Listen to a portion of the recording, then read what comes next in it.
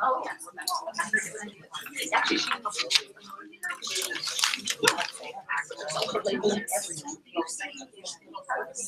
have a very good brother.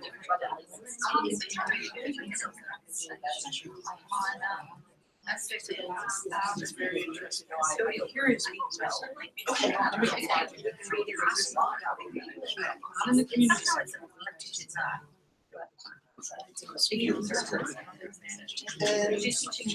No problem.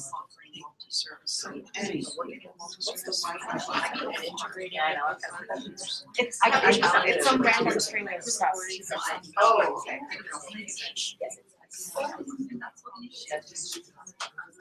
Yeah, but I just had, I need to organize, I have so much paper.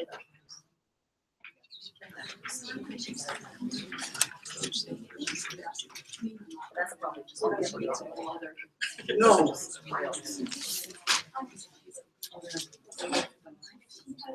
Oh. Huh? There are people waiting for the line. We just went live. There are people waiting for the live feed? Oh wow, oh my god, I'm impressed. So that means I'll do the introductions from sitting down. Okay. In a few minutes, relax. We'll start in a few minutes.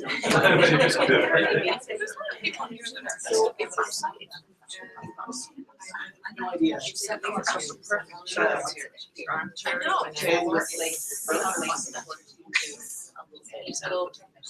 Every Friday. Well,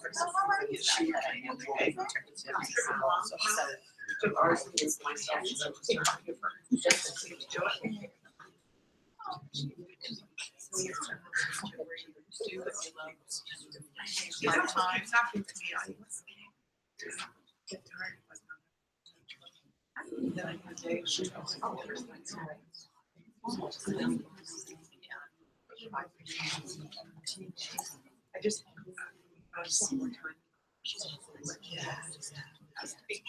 and I don't have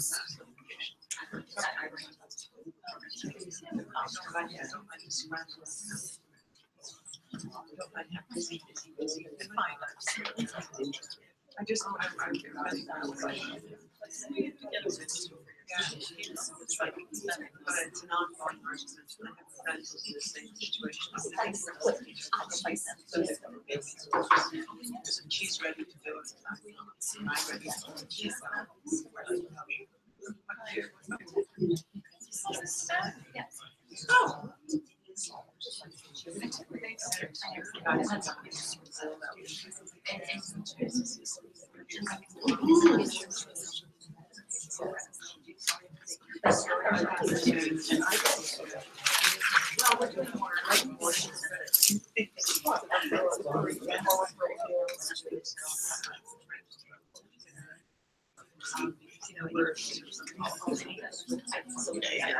Things are going well.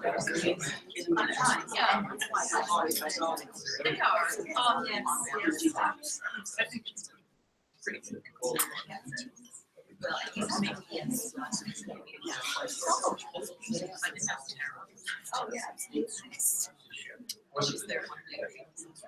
Well,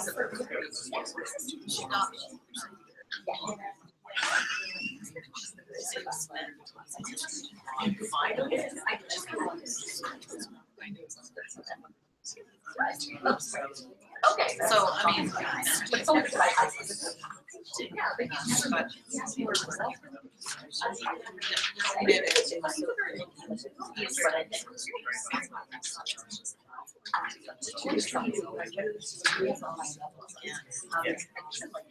we're all getting on.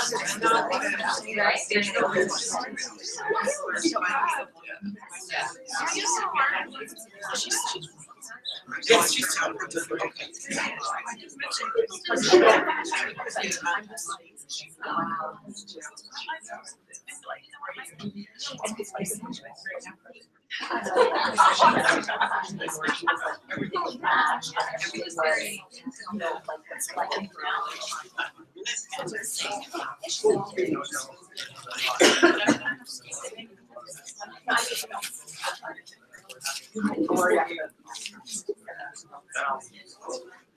Wow, that's it's just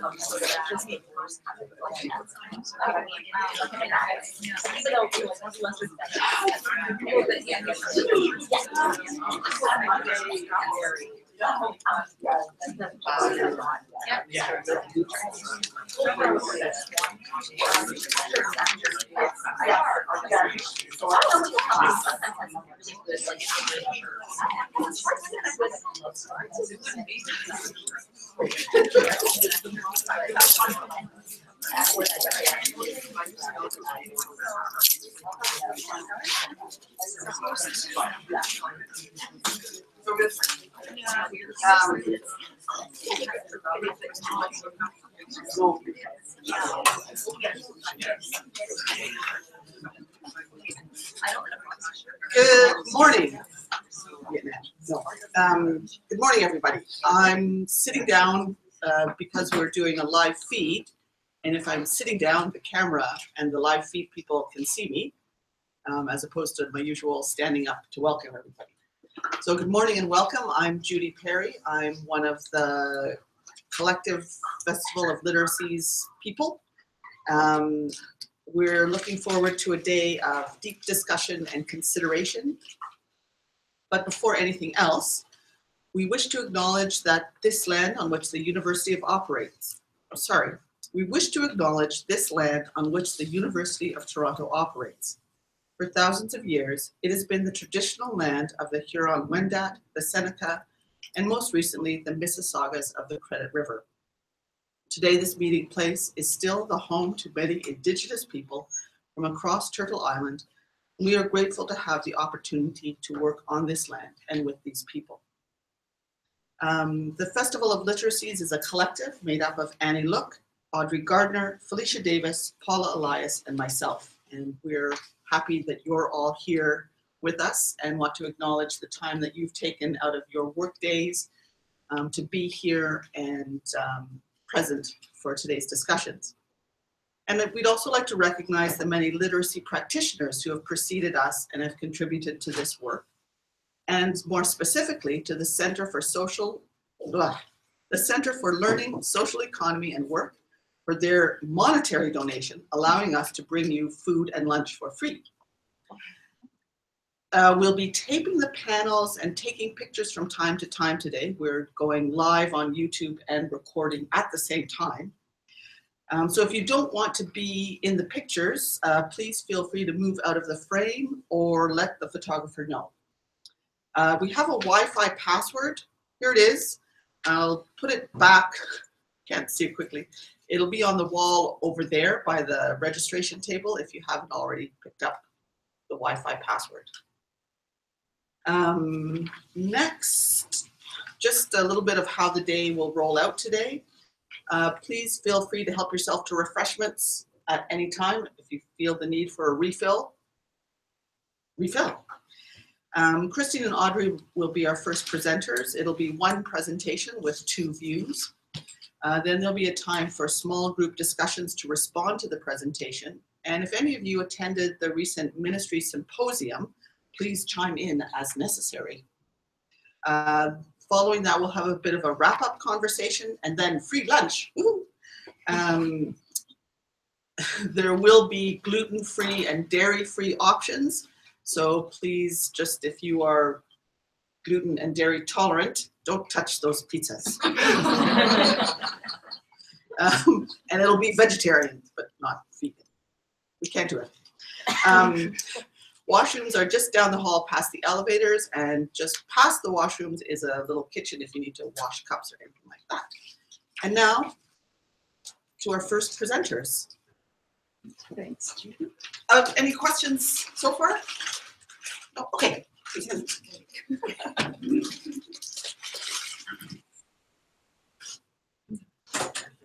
Good morning, everyone here and there and watching from home or in the office. So I'm Christine Vincent-Johnson, and what I'm talking about today is sort of an ongoing research effort that started with my own graduate work at the University of Ottawa and has been continuing in other ways, in other projects, and in personal ways. So I'm probably entering my 10th year now of looking at the design of our adult literacy accountability system. So I want to just be clear about what that means. I'm not looking at sort of the overall organizational kind of design of being a program in a community center or in a school board or college, but really the funders, Mays-D's design of the way we have to be accountable for teaching and learning and how they frame the teaching and learning work. And I also want to really stress and acknowledge that what happens on the ground can be quite different to sort of some of the things that I'll be talking about today, that people respond to this design system in a variety of ways.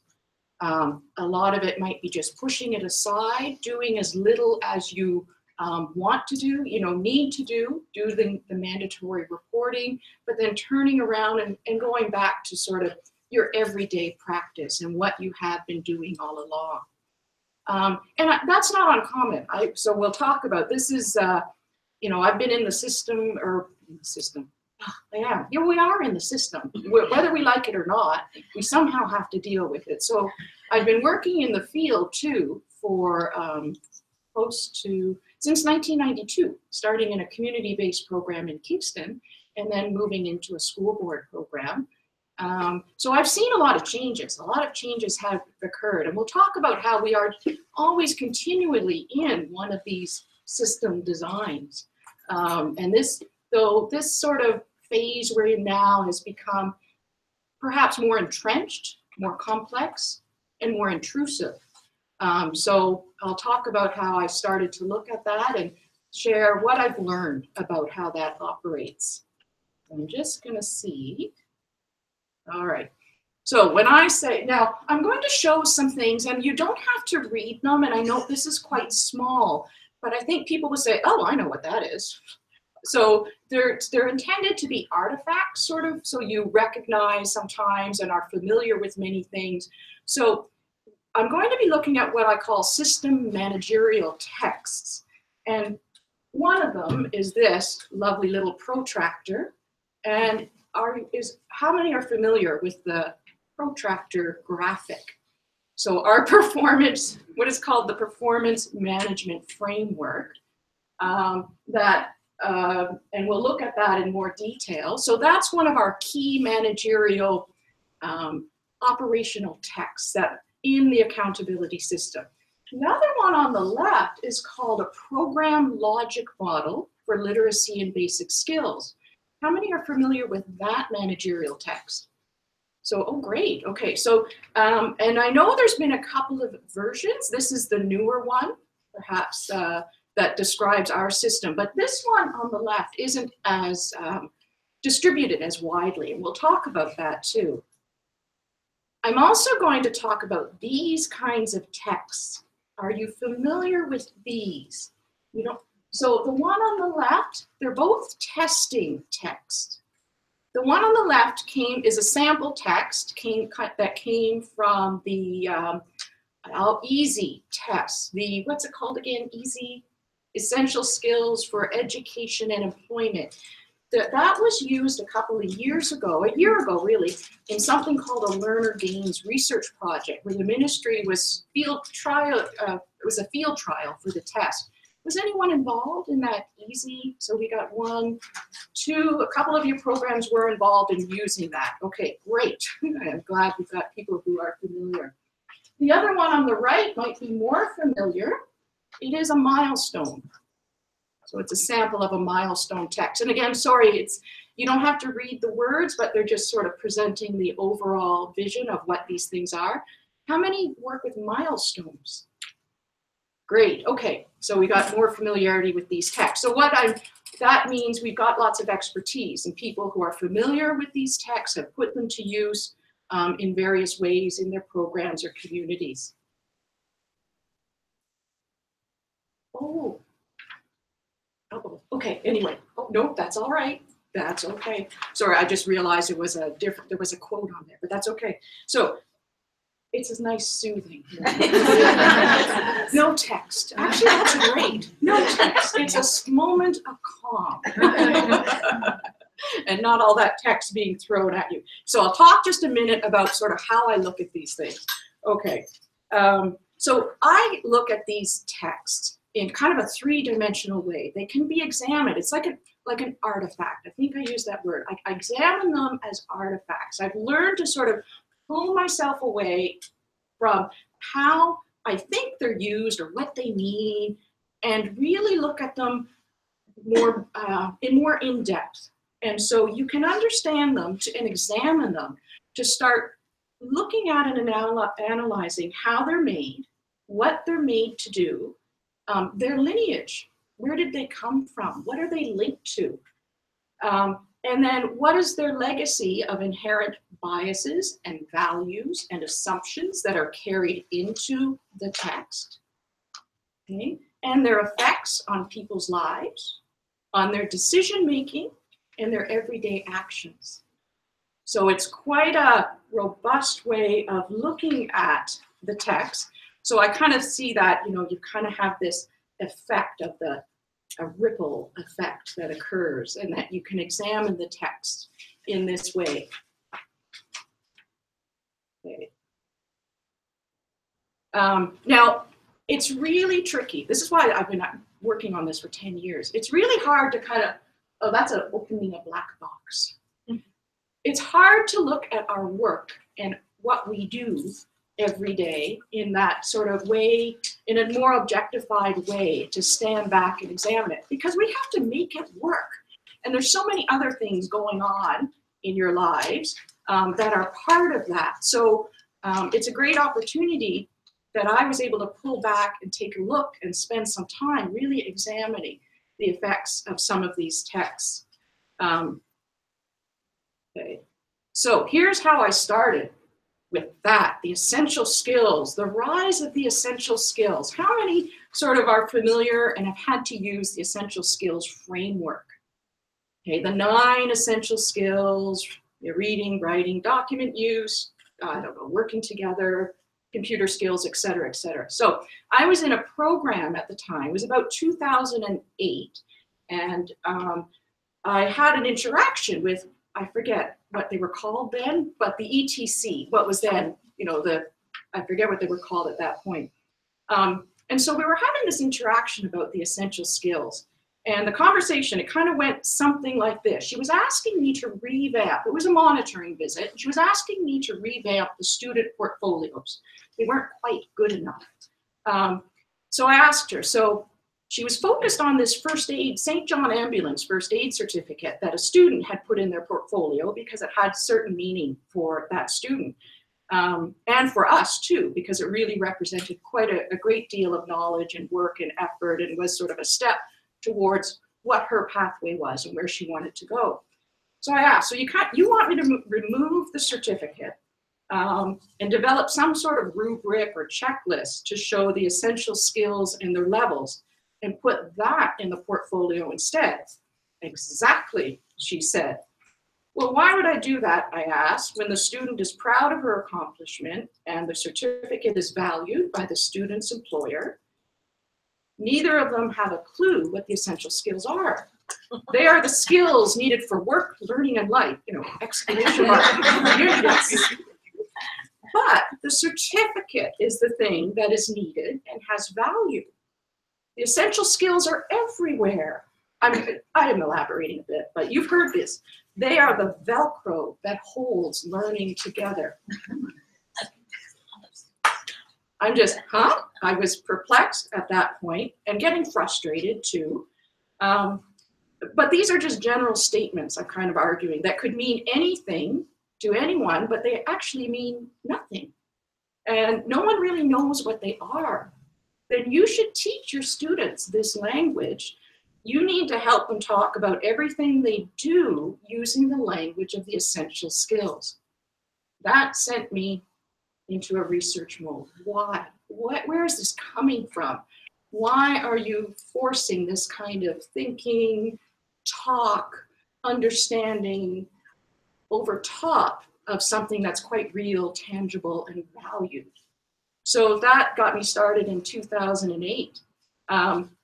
In a way, I was thinking, here we go again, another new language, another new set of ideas about defining literacy. So like I said, I've been around since the 90s. In the 1990s, there was, and this is a continuation of efforts that have gone on in the field. In 1990s, there was something called the RALs, or the RALPH, something like that. Yeah, the recognition of adult learning, and there was a framework, and that was called a set of standards. In the 2000s, there was the LBS outcomes, the 5 levels, a learning matrix, sets of skills.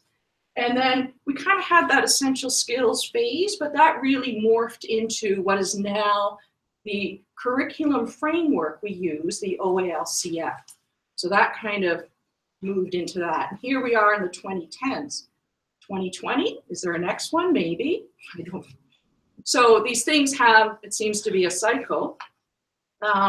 So when I use the term OALCF, I know people use it in a lot of different ways. I'm going to use it very specifically because it does say curriculum framework in that part. It's not the whole set of changes that involves the database system and the PMF. I really just want to look at, and there's an example of the curriculum framework.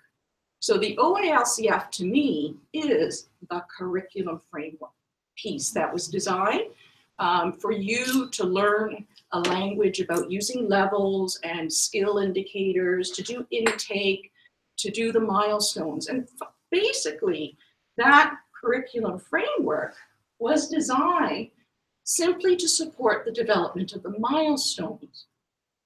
It wasn't designed with a learning intent or a teaching intent. And I'll tell you why that happened, even though some will say, of course it supports learning. But it really is fundamentally designed to support the development of the milestone test tasks. Now these two things, the OALCF and the milestones, were designed specifically to feed into the PMF, you know, the effectiveness category, the big category on that protractor thing, where we have to, there's an accountability around the completion of a goal path, learner progress, and the ongoing effort to show learner gains. And suitability also becomes part of the OALCF, because from my understanding, you have to be working with the learner that has an assessment from the 1 to 3 scale. They have to fit in there somewhere. So that also, so the OALCF really was designed to feed this effectiveness category in the managerial system. Okay, not designed fundamentally to support your teaching and learning and everyday work. Now these things have a lineage. So the lineage for performance management systems goes back 100 years to something called scientific management. And so this was a person called, I forget, Tyler. Anyone know Frederick Tyler? Frederick Winslow Tyler, who went to these steel factories in Pennsylvania and analyzed and documented the work of the men in the steel industry and said, we need to make this more efficient. We can time them. We can increase their loads. We need to increase productivity and efficiency. And we're going to do it, we're going to use time, we're going to measure this, and we're going to carefully document in a scientific way, work, productivity, and efficiency. This is with us. This is our managerial legacy. It's still about efficiency, some sort of productivity or output, which would be, increasing test levels or scores. Time is always an issue of how long is this taking. So these are our legacies that get picked up into these managerial frameworks. The other thing that really influences us in education is curriculum frameworks. Another sort of text. It's a set of procedures. How many of you have worked with a curriculum framework? The idea of just having levels and skills, yeah. Maybe you've designed them, maybe you've been part of groups that have developed them. They're ubiquitous in education, they're everywhere. And again, that goes back to someone named Tyler, Ralph Tyler, in the in the 1950s or so, who laid out this way of how to make learning manageable, how to make learning manageable and measurable so we could observe it and see it, so we could make it more efficient, so we could ensure learning productivity. So the curriculum framework picks up in an education context a lot of these scientific management kinds of ideas. And this all goes back to some, ideas of what we, behaviorism. That it infiltrates education. This idea that learning must be observable and measurable. So these two legacies of ideas have come together, and not just in our program, but in most kinds of funded programs. You'll see elements of these.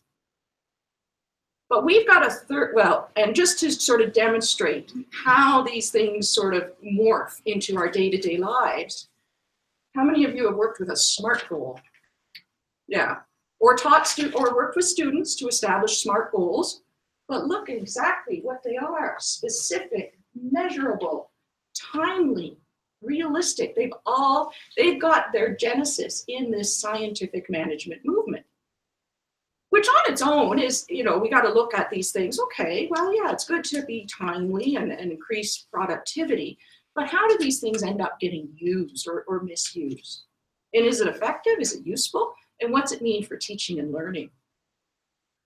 And so there's there's the ubiquitous kind of framework, a curriculum framework. Some people call them a standards framework, an outcomes framework, a competency framework.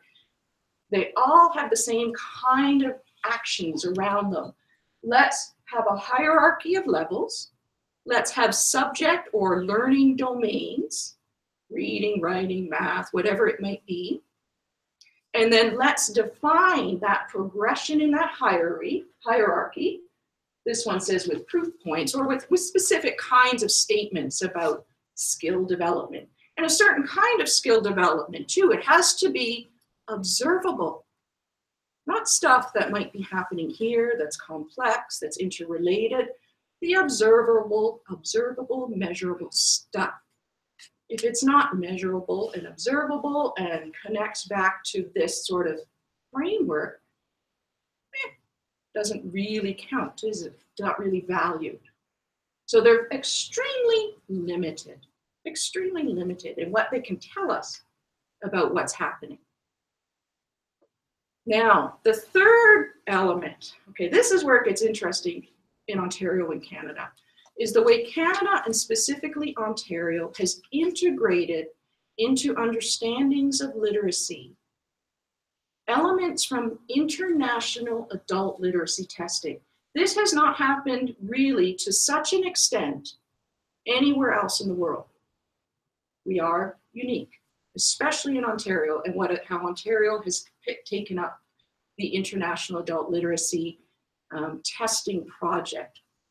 So you may be familiar, it started in the 90s. Again, it has a progression with the International Adult Literacy Survey.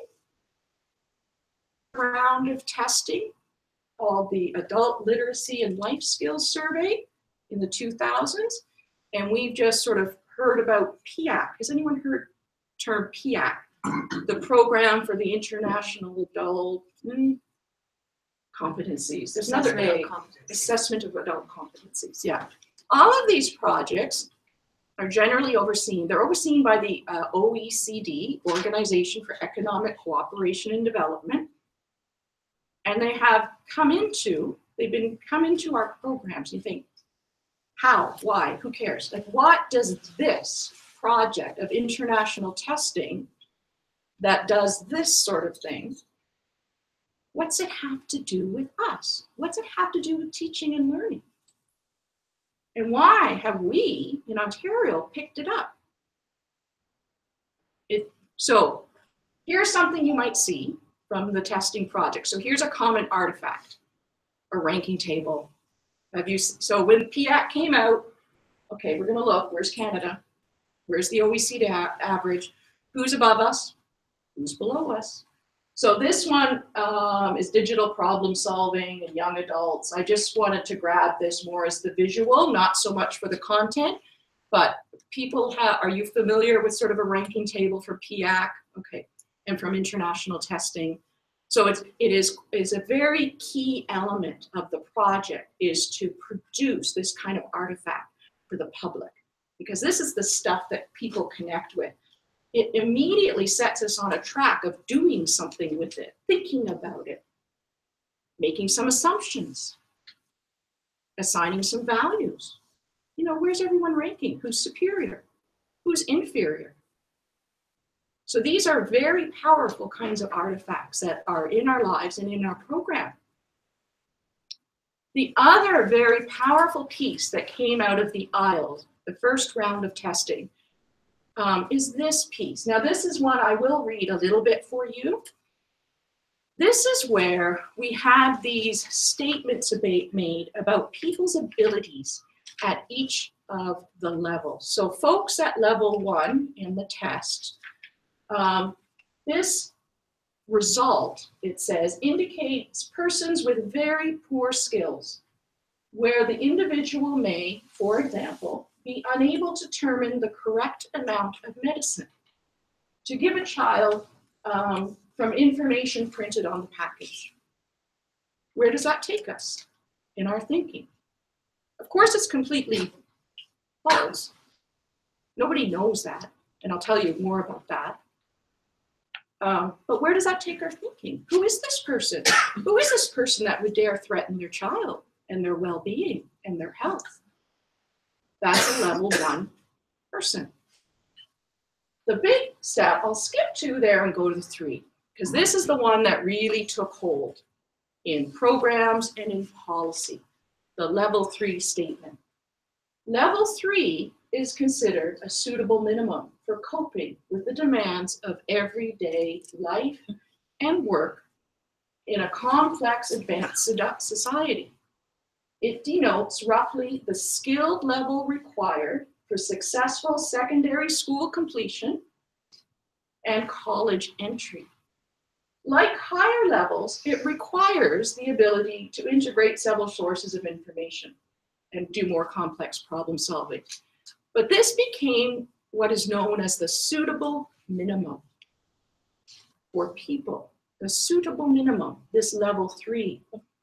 People must achieve this fabled, mythical level 3. And it is, and I'll tell you more about that. But when this came out, all it said, and this is international testing, rigorous. I'm not, the testing project, the methodology, the design, it's all laid out there. This is how it works. This is what it is. There's technical papers galore. This appears, and all it says was a group of experts decided that this is what the levels mean. A group of experts decided. And that's all that came with that. And this went viral before the internet and social media, but really it went viral. This statement, this idea of a suitable minimum, of course, got picked up and put to use for very particular reasons. One of them being, wow, it gives legitimacy to this work. There's a need. We have to fulfill this need. We need to take action. So it really took hold, and it still exists. And here's something very recent from a document called Smarten Up. It's time to build essential skills.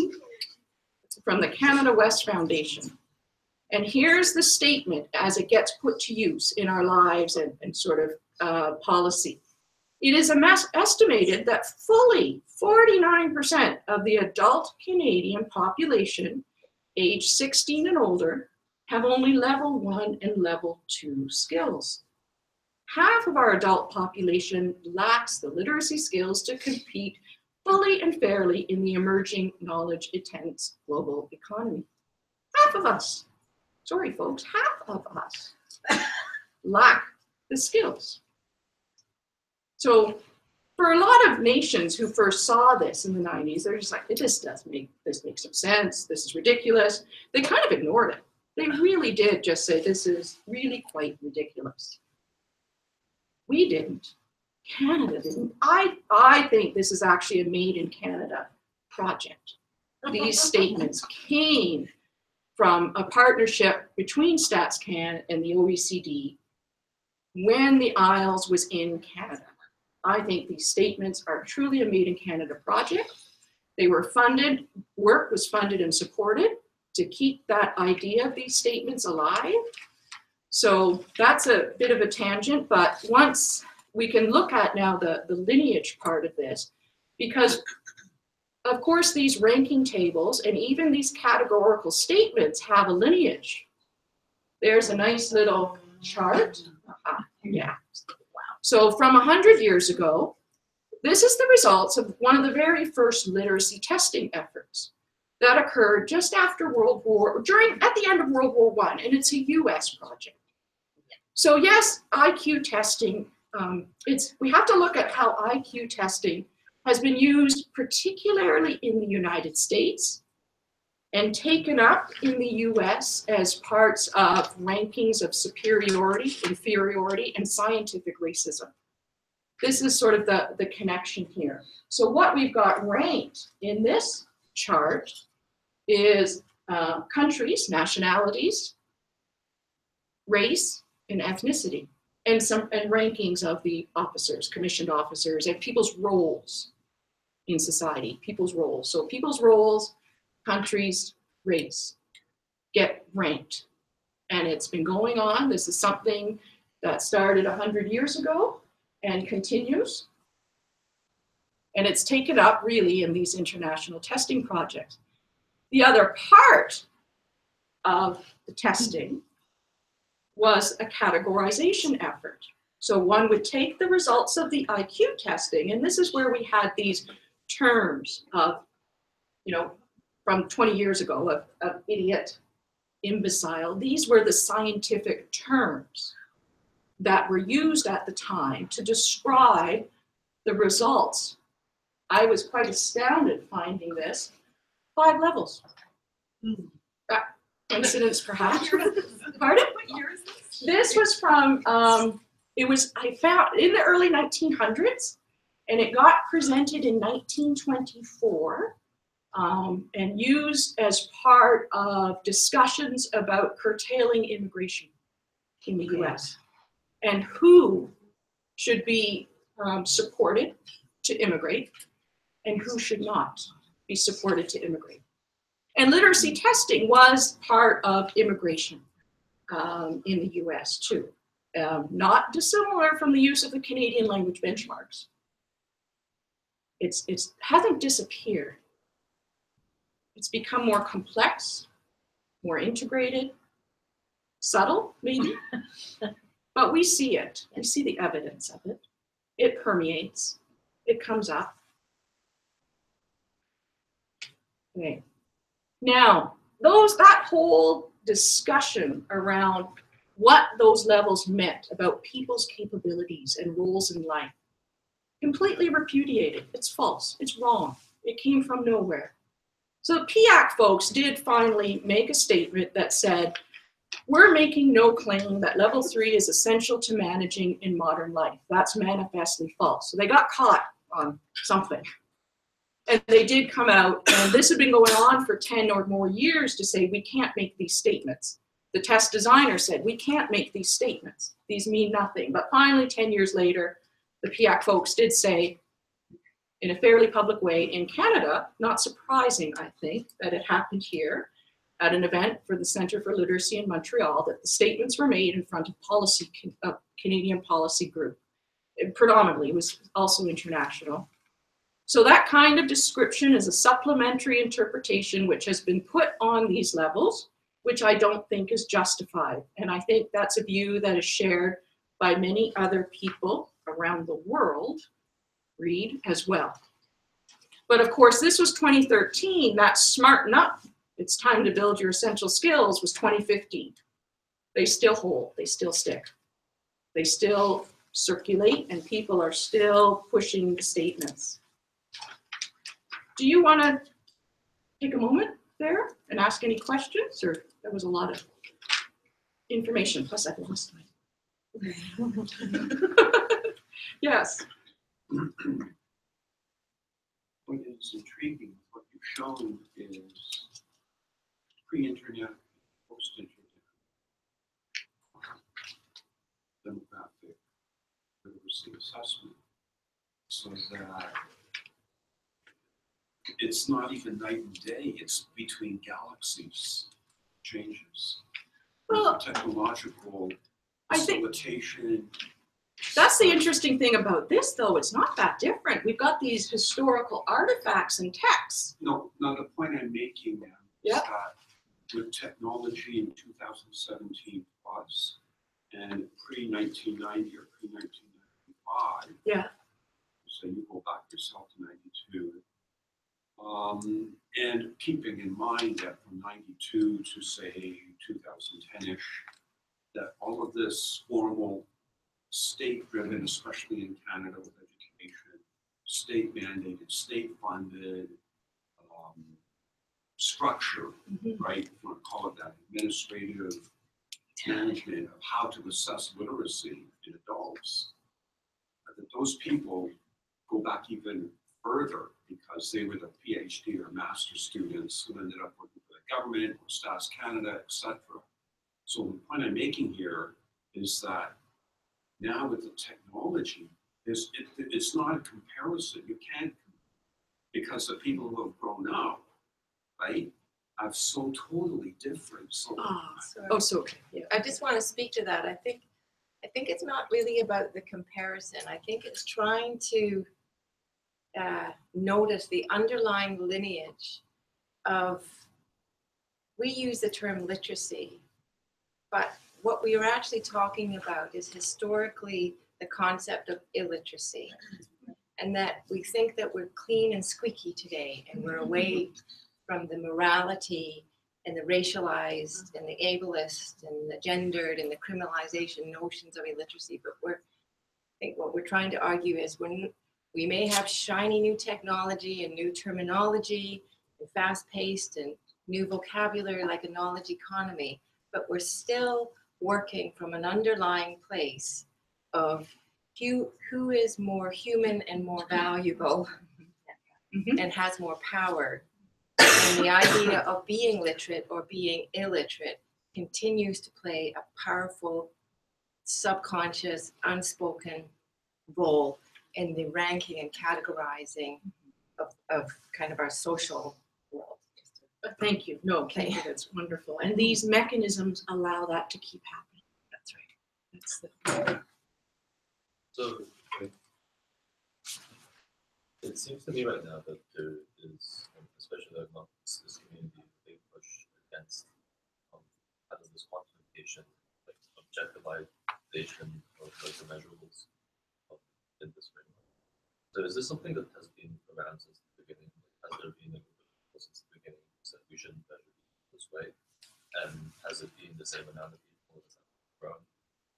Or has it stayed kind of constant, but they haven't been? That's a really good question. I think for live, I think for the live streaming, I'll just maybe try and paraphrase what you said. So you're asking that has there been a resistance in the adult literacy field to this policy direction towards highly structured, measurable frameworks and systems and vocabulary paradigm, perhaps. And indeed there has. But historically, there's always been a tension in the adult literacy education field of what's the point of literacy education for adults? Is it learner-centered, life-wide, life-deep driven for people to build their reading and writing and numeracy skills in a way that work for them in their lives and have meaning? So that probably comes from the Freire radical educational ways of thinking. And the notion of measurement, the notion of signs of progress are determined and articulated by the learners. And so it's a learner-centered kind of idea. However, with funding and accountability and the notion of society as an economic place and return on investment, there's always been that agitation as well as if you're an adult, you're getting literacy skills training for this one primary purpose, to be useful in the labor market. So it's a long history of that tension. Yeah, there are people in this room that were involved at the Exactly. beginning, and a lot of people that aren't here. And I was around the beginning of it. And I mean, I wake up every day and I say, well, I feel grateful to be able to work in social justice in a, in a holistic literacy perspective.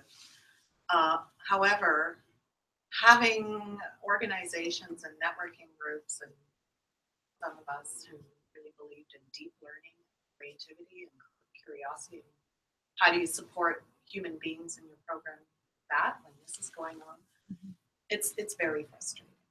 And I find the whole framework very violent. And I just will pick up on one thing you mentioned. I too was involved in every one of these. I was a member of the RALS committee. I was writing a computer skills development framework. I was involved a little bit on the Matrix with a colleague. I was involved in the OELCF. So our involvement, we can be involved. We are involved. We do pick this up, not knowing always, not understanding. We're busy. We got to fulfill these requirements. We've got to do this work. So involvement, it's not, we're not coming at this with a very knowing place. Remember, this is a decade of understanding. What is this? Where did this come from? Why am I being pressured to use it? It seems to be a nice idea to have a nice, neat framework and a nice, clear testing system. Going after this, again, mythical idea of this common language and way to talk and common assessment. And these are very attractive kinds of aims. And it brings people in to the fold. And also, if you don't, is there another way to do curriculum besides this framework thing? We don't know sometimes. We don't know enough. We haven't looked at this enough. We haven't been given the space enough to, So it's we can become readily, highly involved and taken up into all of this work. So it's, That just calls to mind for me, and the power of language. We use this language. We may not subscribe to these principles or these ideas. I'm behind it, But but behind with it, but that carries it in. becomes the language of our daily work. Yeah. And I know myself, I don't work directly with students, but I do work with practitioners. And sometimes in my work, I'm using this language because this is the language we have in common. Mhm. It's a way of understanding our universe. And then some days, which are probably the better days, although they're the less comfortable days, I run up against it and go, okay, we're using this language because it's handy, but we're complicit. And I know practitioners who are deeply engaged in supporting students in the way that Joanna has just eloquently described, who live in this constant tension. Mm-hmm. But language is power, and we use this language because it's handy and means we have a common language. But the meanings and the weight, we feel, but we don't know sometimes. And that's what's so powerful about these concepts. I mean, quite apart from, you might find them despicable in many ways, but, language is what brings us together and what keeps Absolutely. us. And it's appealing. Of course we want to help people work together, manage learning, or, there's certain appeal to all of this. Some sense making. Absolutely. So I know the lady in the back had Give a different context to it. Mm-hmm. I started in literacy in 1983. Mm-hmm. There was no funding for literacy, and you had to look around the community. The inspiration for this is I was told, and I later worked in a program at East End that did this. is that students from George Brown went and interviewed people in Regent Park at their apartments and said, what do you think you need? They were social work students, right? And that's how that program got started, because they were hearing a need for literacy. So what you've got here is something that didn't start through the education system. It started through people's need in the community and no funding. And then they look to, as you were speaking, people who do that kind of learning, which of course was Paulo Freire and all that. But if you come from that and you're doing this work for about 10 or 12 years, and then all of a sudden, this comes in as an educational framework. If you're a community person, it doesn't make any sense because you're not relating to people that way. You're doing education, but you're doing it on an individual level. Sometimes I feel in my program, because we do a lot of low level, that there's this somehow ceiling of us that are ignored, and we're paying attention to them. And then there's this other thing that's what this is about. And I think that causes a huge amount of stress for us because we know the other thing. We're relating to the other thing. Yeah. And people do learn, but they're not learning in that way. It's And- very difficult. And there's no learning to be had That's the point. this way. Well, There is no learning to be had, and I'll tell you why. It's not just an opinion. There really isn't learning to be found in this framework. Well, I'll just say something. At that symposium, when we were all in the room for the wrap up and sharing what our tables were wanting for the future, I did say specifically that we want to have meaningful, deep learning. And how are we going to resolve this ideology? And well, there was a dead silence. I think a lot of people in the audience and the participants pool understand that. I think the policy people at the tables understood that. I think a lot of them actually supported that. Great. But what? You know. But what's what are gonna their really- tools and Yeah, mechanisms because that they this can is turn not to? learning. This is not even skills. It's just crap. Okay. I know there were So- two sets. Yeah. Okay. Do you want to? I just want to say quickly that we're speaking about adult literacy, but I'm thinking as we're speaking that this permeates through our whole school system. So this begins at the kindergarten level here, and it permeates through the whole system, and it is a class system. Totally. Right? It is a class system. So we still have that old class system where up here is wonderful. Here is kind of so-so. The mediocre But middle. yeah, that's is right. one of the But this terms. level, where the majority of people live are being denied services or being denied opportunities because of this structure. So I think that when we look at adult literacy, we also have to take in the foundation that failed these adults in the first place, right? Because those foundations is also the failure where people drop out of school, where people aren't interested in school. And I know that North America and the European class teaches linear. The world doesn't function linear. A lot of the indigenous communities from around the world are circular learners. So if you cannot tie that back to what they want or what they holistically need, we're still failing them. So I think we have to look not just at adult literacy, but where the problem started. It is, and it's very similar because we can look to the K-12 system and they have PISA testing that influences things. That's right. They, of course, they have curriculum frameworks everywhere. So these mechanisms, and they have managerial systems in place that principals, vice principals would use to monitor productivity and efficiency, et cetera. So it's perpetuated. And so that's exactly it. These systems pick up and continue on that storyline. It just perpetuates it, and it brings it into our everyday work. That's the powerful part about it. It plunks it down in front of us. We have to deal with it. I know another lady, a couple more. So I agree with that. I do absolutely agree with that. And I do agree that the system is fundamentally flawed. Unfortunately, though, the thing that I don't know how to reconcile is that when we're on the front lines with these students, they want to be measured. I get asked regularly, what level is this? What grade is this? What would this relate to in my daughter's school, my whatever?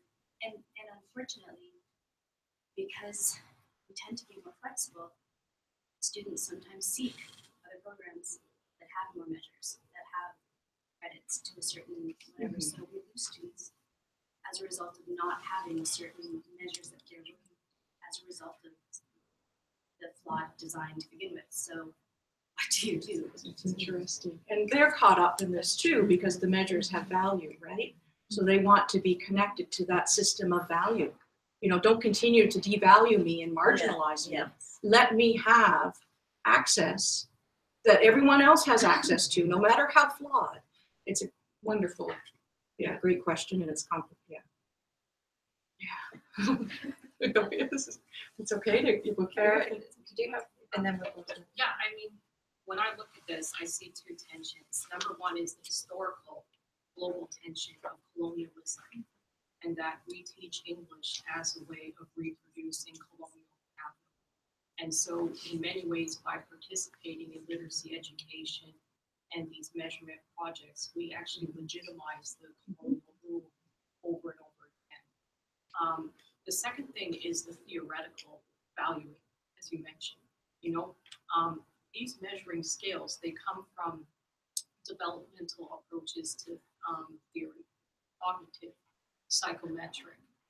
And so psychometric, it looks at, well, what are those measurable visual indicators that we can use to have an idea of what's going on with the student, because you can't read minds. And that's why they develop cognitive tools.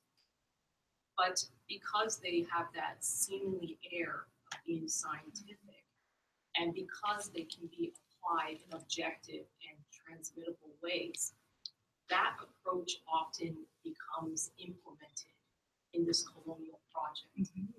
And I think that that's something that needs to be taken into account, because what I often find is that educators use cognitive and psychometric approaches because in many ways, it's a very good approach to literacy teaching. The problem is when it gets caught up in this colonial project. And I think that's something that needs to be addressed. And I think when you say colonial project, I think what that implies is that that's the story. There's only one story. And so these kinds of measures, these ways of behaving, you can show that you fit in. And it's absolutely true that we all participate in, and we need to support learners to navigate the path they want, whether it's about getting those obvious credentials, absolutely. So I think the whole point, one of our key points of our presentation is really about just trying to understand why we're doing the way the things that we're doing, and what kind of system or world that we're doing it in, with the key question of where is learning in this? So with all of these conflicting forces, primarily my job as a facilitator and educator is to support learning, as well as navigate those different forces and different attachments that people want to get certain kinds of credentials. So maybe we'll just take one more comment and we'll carry on, because we don't want to keep you here all afternoon. Okay. I wanted to, I guess, maybe say that what we're talking about, these are values that have, like, you know, way back when kind of things, and historical piece, and it's great to see the way you presented that, so you can see that on a certain level, there are values and norms in our culture that have not changed for a very, very long time. We're just fancier about presenting it, and we have more bells and whistles when it comes to measuring and collecting, and folks who like those, look at this, the stats charts and all that stuff, which has absolutely no value, and yeah, it has no value to really anyone other than perhaps a policy committee when you're looking to say, oh, look at this. But as we all know, statistics can be used for whatever agenda we want, and so it's not particularly scientific when you really think about it, which to me is one of the biggest jokes about the Western world. But that's my that's my pleasure. Well, we know that. The one thing that I just wanted to just finish up and is because I've been thinking about it all along, and this testing, the word testing is coming up frequently. And in this current phase that we're working with, this framework, when I was working with Johanna at LAND, which is a community health center, which is a great place to be because the holistic approach is really, really embedded in everything we do. Any work we did with the tutors, I said it's a framework. It is not a curriculum. It's a framework. And I encouraged and I took on the attitude that this is my framework, or it's not mine, it's the participants' framework to develop. And they didn't need to know all those details and the current lingo for measuring because it doesn't have anything to do with what we're doing in space. The milestones I don't understand as being a test. I understand them as being an assessment of progress. It's a measuring tool, for better or worse, the one that we're handed at the moment. And so I don't understand it as a test, and I don't use that language in any way, shape, or form with anyone that I work with. And you raise a great point about how we come up with different strategies for working with this with our students, But fundamentally, I think a lot of these strategies are shielding strategies. We're often saying, we're massaging this and we're making it a little more palatable in the knowing, I think we're picking up, okay, this isn't really quite what I understand teaching and learning, but at the same time, of course, that we're promoting it. We are perpetuating, but I think maybe I should continue because just for time, and I know I'm coming into Audrey's. So the interesting part is how did this all get carried into our programs? And it is through a curriculum framework design. It was through the essential skills framework. And that goes back not just the 9 levels, not just the listing of the 9 skills, but with the 9 skills came a complete curriculum framework system of having all of the subjects that the IELTS tested, reading, document use, numeracy, those were the domains of testing, carrying in the testing levels, 1, 2, 3, 4, 5, and then some person with expertise, a Canadian, with expertise in the testing project decided, hey, that's almost a curriculum framework. Why don't we, you can articulate all the domains, we've got the levels, we've got some indications of what's happening at each level, we've got the skill indicators. Wouldn't this be useful? And so that very powerful mechanism gathered all that stuff together in the essential skills framework. So you think, well, how do we get from international testing, population testing, into education? And it came through the curriculum framework, and I'll show you how. So you can see the elements were there, and they picked up on these level statements. Now, not quite the full package, because also embedded in these level statements is a couple of things like level 3. Like higher levels, it requires the ability to integrate several sources of information and solve more complex problems. Okay, where'd that come from? That's not the sort of social evaluative judgment statement, pejorative statement. That seems to be something that is a learning statement. It's requiring problem solving, complexity, okay. So these 2 kinds of statements are separate. They did come from separate places and they got combined here. So these statements in the testing project carried a very unique methodology. And they had to communicate this to the public.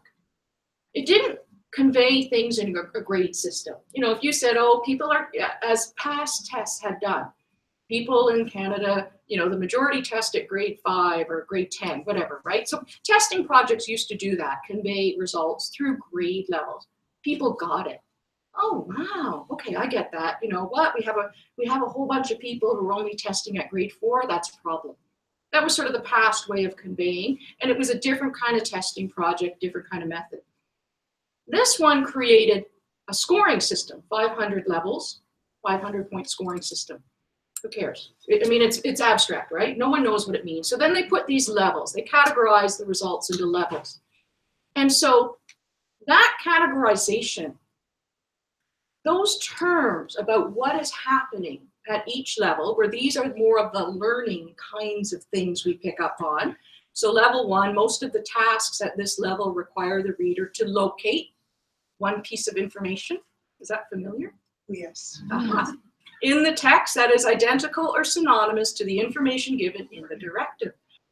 These things came from the testing project to convey the results to the public. They came from the scoring system.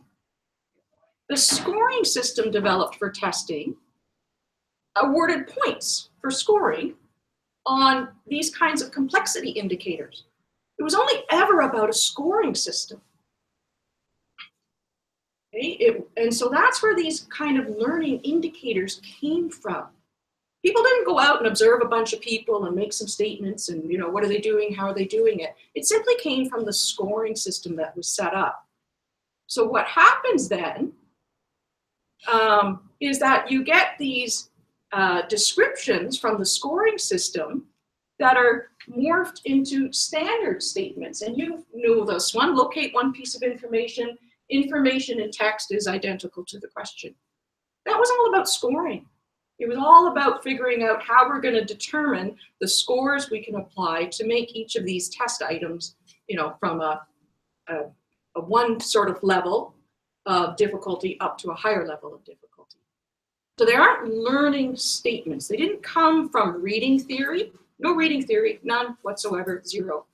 The whole idea of the statements and the scoring system came from an analysis of mistakes people made on previous tests. We're just in this loop. There is no learning theory, no reading theory. Fundamentally, it's a reading test. So there's not even reading theory underpinning any of this.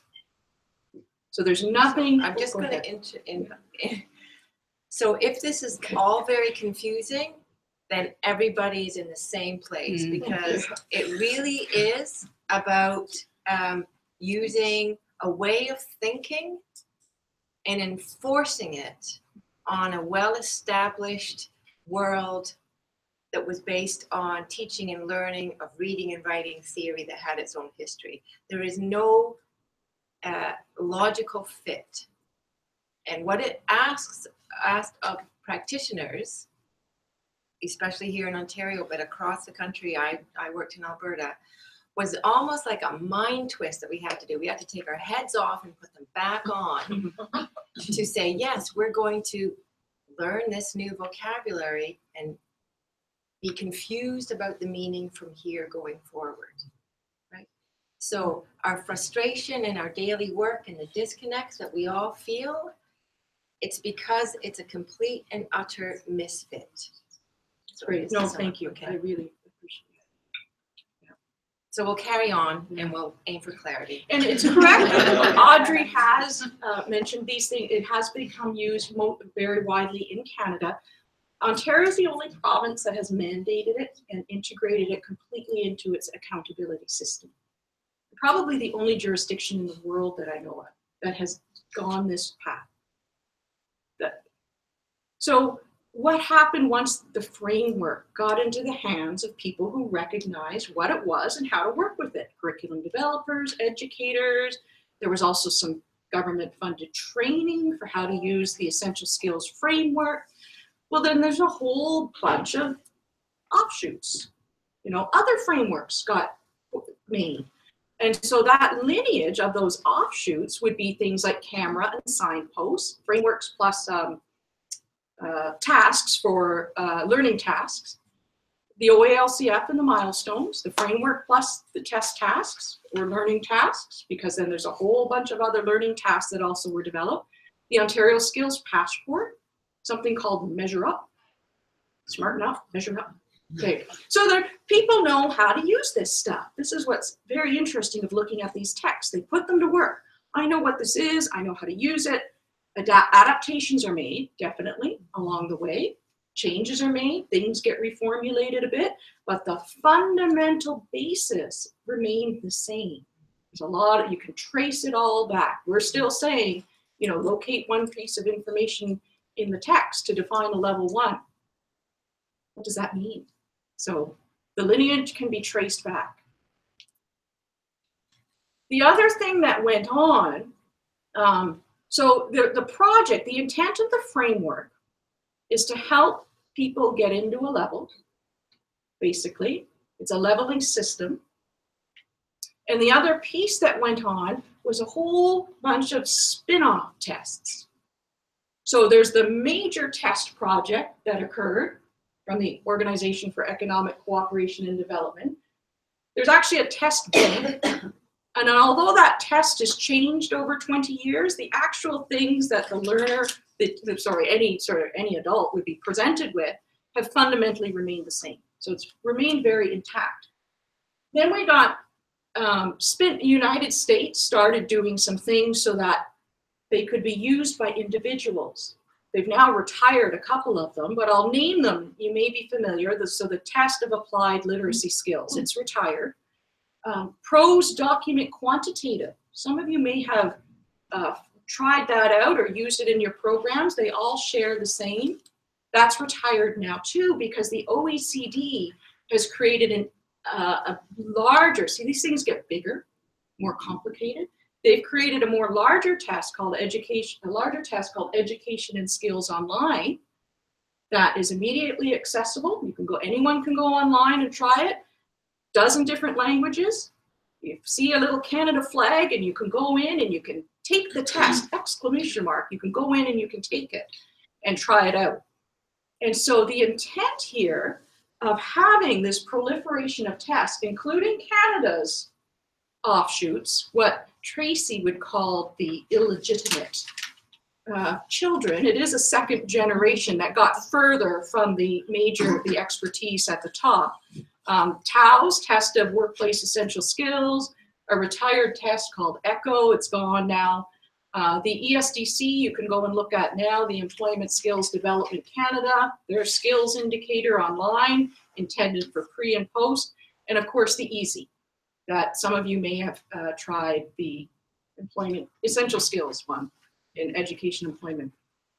So at the same time as the framework gets pushed out, there's a whole bunch of these tests that become accessible for people. The intent, if you look at, is for people to measure themselves, to benchmark themselves against the levels, to fit themselves into one of these categories.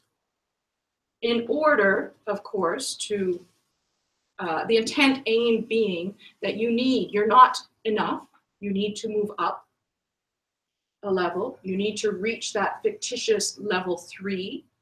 We need more, so it's now infiltrating into direct use to, put, and you can probably put that into a better explanation. Like, what is happening there? Why are they?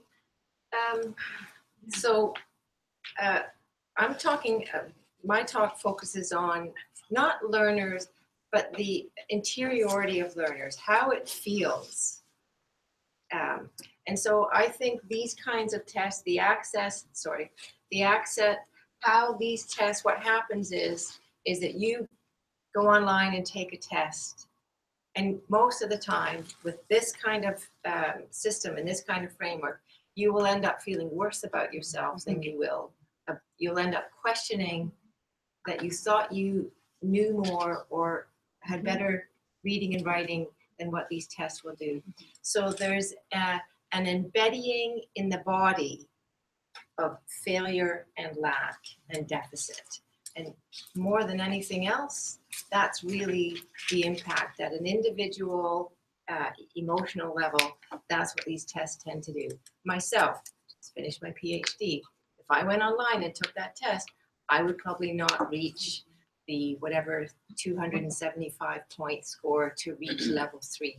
So I would be in that fictitious 49% category of not having the right kind of skills to function in this fictitious nonsense of knowledge-based economy.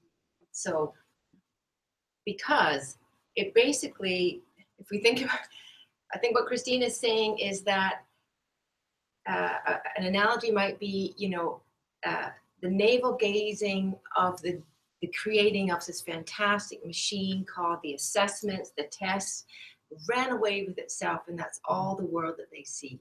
And they think that it applies to people's ways of learning and using what they know in the world, and there's just not a fit. And I think the example, what you said, that's what happened with the Learner Gains research project.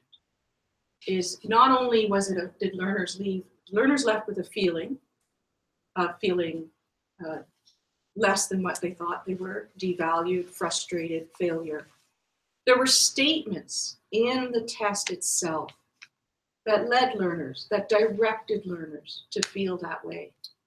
In PDQ, there were statements. Once you finished your results, you would get categorized according to the value of the kind of job you were capable of doing. So these things aren't just feelings. If some people, as important as we understand them to be, policy people might say, well, that's just their problem. I heard that. A policy person reacted and said, well, that's just your opinion. That's just the student's opinion. We don't know what else is going on in their life. There were statements there, explicit statements to categorize, to devalue. And sorry, you just have a point here. I think there's somewhat of a paradox though, because I worked with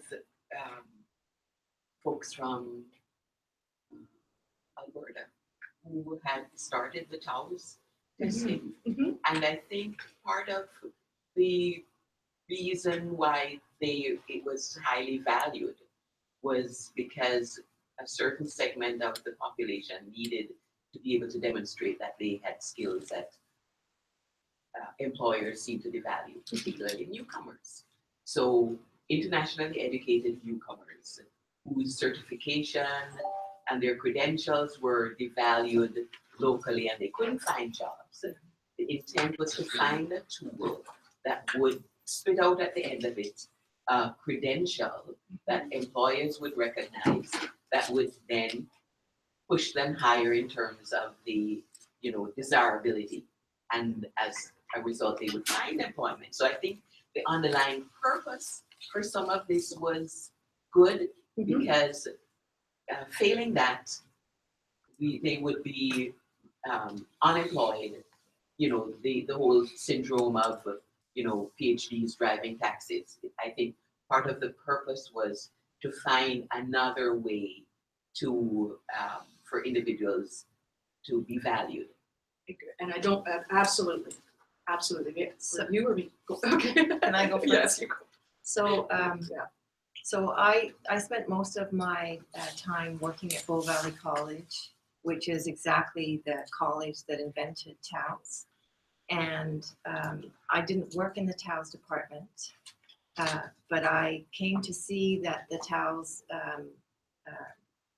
product was seen as a highly valuable product that would put the colleges, put them on the map. And how it was used over and over again was not for literacy learners. So let's just be really clear. It was called a literacy test. The discourse around it was about low literacy, but it was it was an approach where you just take the cream at the top. So you have people who are already very literate. And so it may be a language, it may be a cultural, it may be immigration policy barrier issues, but it's not about low literacy. And so that's the fundamental difference. It's made to be seen that it is, but it's not.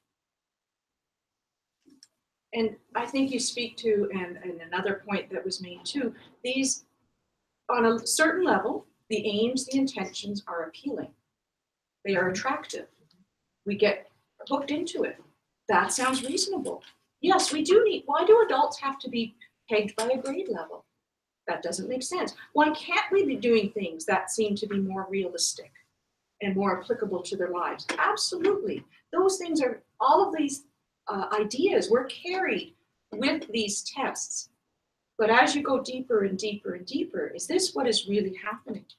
Or have we just created this separate testing beast that actually has nothing to do with the regular education system? So that doesn't relate. We're not giving them those kinds of areas of values, whatever you want to say about that, but it has value and currency. It's not really what an employer wants, because these are just generalized tests. A test is always limited. Is it really what the employer wants? Is the employer evaluating this, or are they getting anything out of it? Not really. Did the individual whose credentials have been devalued get anything out of this? Okay, I'm a level 2 and I got 250 points. What am I going to do with that? What does that mean? Where can I cash that in for some currency, for someone to recognize? So it all just sort of fed itself into this perpetual circle. And yeah. This feeds into what I was going to say earlier, was at a higher level. Because I'm noticing this in the lower level in the university. Is it with literacy learners for all these tests or whatever, and the requirements of lots of learning, they don't get credit. There's no credit when someone leaves our program. The value, the social currency. I think they're not even recognized by people I give them. No. So there's a whole lot of stuff that's being put on them for us that they don't get any credit for. So exactly. And this is answering kind of what you were talking about. Sure, people come in and they feel that way. Yeah. But actually, it's kind of very unfair, actually. If you're spending time doing something that you hope will develop you, but if you tell anybody about it, there's nothing you can hand them or show them. This system has disconnected itself from the K-12 education system, from the post-secondary system. This is not their currency. This is not their language. This is not what they value. It's just an internal system that has been created. So even when that learner, I do understand that learner who wants to know, where am I? Where am I? A grade level maybe? Okay, I don't know what the answer is, but this does not move anything into a helpful way for them. There's no value, there's no currency, there's no payoff, there's no recognition. In fact, it has the opposite effect, right? If I enroll in an adult literacy program, I don't necessarily, because of the sea I swim in or the landscape I walk in, I don't necessarily want to share that with everybody, because the dominant idea is that by doing so, I'm acknowledging that I'm somehow less than I should be and less than other people. So I want to get through it in private, and I go through a whole process, and at the end, I have no certificate to frame and put on the wall. I can't use it to go to another level of education. I can't do anything with it. It's my secret shame that I want to learn. And this goes back to my original frustration. We acknowledge that in our own programs, that at least if we can fill their portfolio, their achievements with tangible, real life bits of textual currency. That first aid certificate, okay, that's something I recognize. I needed to get that. That hunter fishing license, I needed to get that. This entry test I needed to pass, did it. At least we could do that. But then when we were told, no, this is what you need to be doing. This is how you need to categorize. Sorry, I'm just thinking of our time. Okay. And I'm wondering if Christine can finish, and then we'll have a break, and then we'll come back, and we'll just sort of keep chatting and presenting at the same time, and hopefully we'll have time for further discussion, but just, are we okay with that? Mm-hmm. Okay. I'm going to skip the logic model. Okay. I came just for that. You did the logic model. Another disappointment for you. Another disappointment. Yes. Okay, I'll talk. Okay, this is the master managerial document that most people don't see. It's not public. You can't access it. I don't know, it's great that some people were able to see it. When the LBS evaluation was done, the evaluators were restricted into how much of the logic model they could look at. They could look at one little tiny category. And they did. They did a great job. They did an excellent job. But they were restricted into how much they could look at in the master managerial document that sort of is used by policy to evaluate the overall functioning. So this becomes not just a learner-educator issue. The complete system is being judged by its ability to move people to level 3. The whole raison d'etre of the system is simply to demonstrate the movement of people to level 3. And then LBS, tiny, underfunded little LBS, is given that responsibility to have an impact on the population results for Ontario. It's ludicrous. So policy is starting maybe to figure out, you know what? This ain't working for us either. That is what is happening. This is not working for us either. We went down this road. It was a mistake. That would be nice, but that won't happen. It was a mistake. Let's stop here. You know, it's not working for policy. It can't work for policy. The other thing in the logic model that I found quite astounding is we have been written out. No stakeholder is mentioned. No mention of input, of expertise. Maisdy mentions themselves. One of the resources in creating the system is Maisdy staff. We are simply service deliverers. Well, you know, we're less than that. We are gatherers of data to supply to the system. We've been written out. There is no way for us, there's no mechanism. So that means there's no mechanism that they have in front of them to say, you know what, we really need to talk to the people regularly. It doesn't, this is how these systems work. It's just individuals will talk to you. Of course they will. And sometimes they will hear us. And sometimes they will get it. They can do nothing about it. This is what I've discovered in a decade of trying to figure this beast out. It cannot go anywhere in the way this has been designed. So that's part of the whole Maisdy design, what they call a functional, really, / dysfunctional design. That's a whole other beast, but this is part of the parcel of why we are where we are.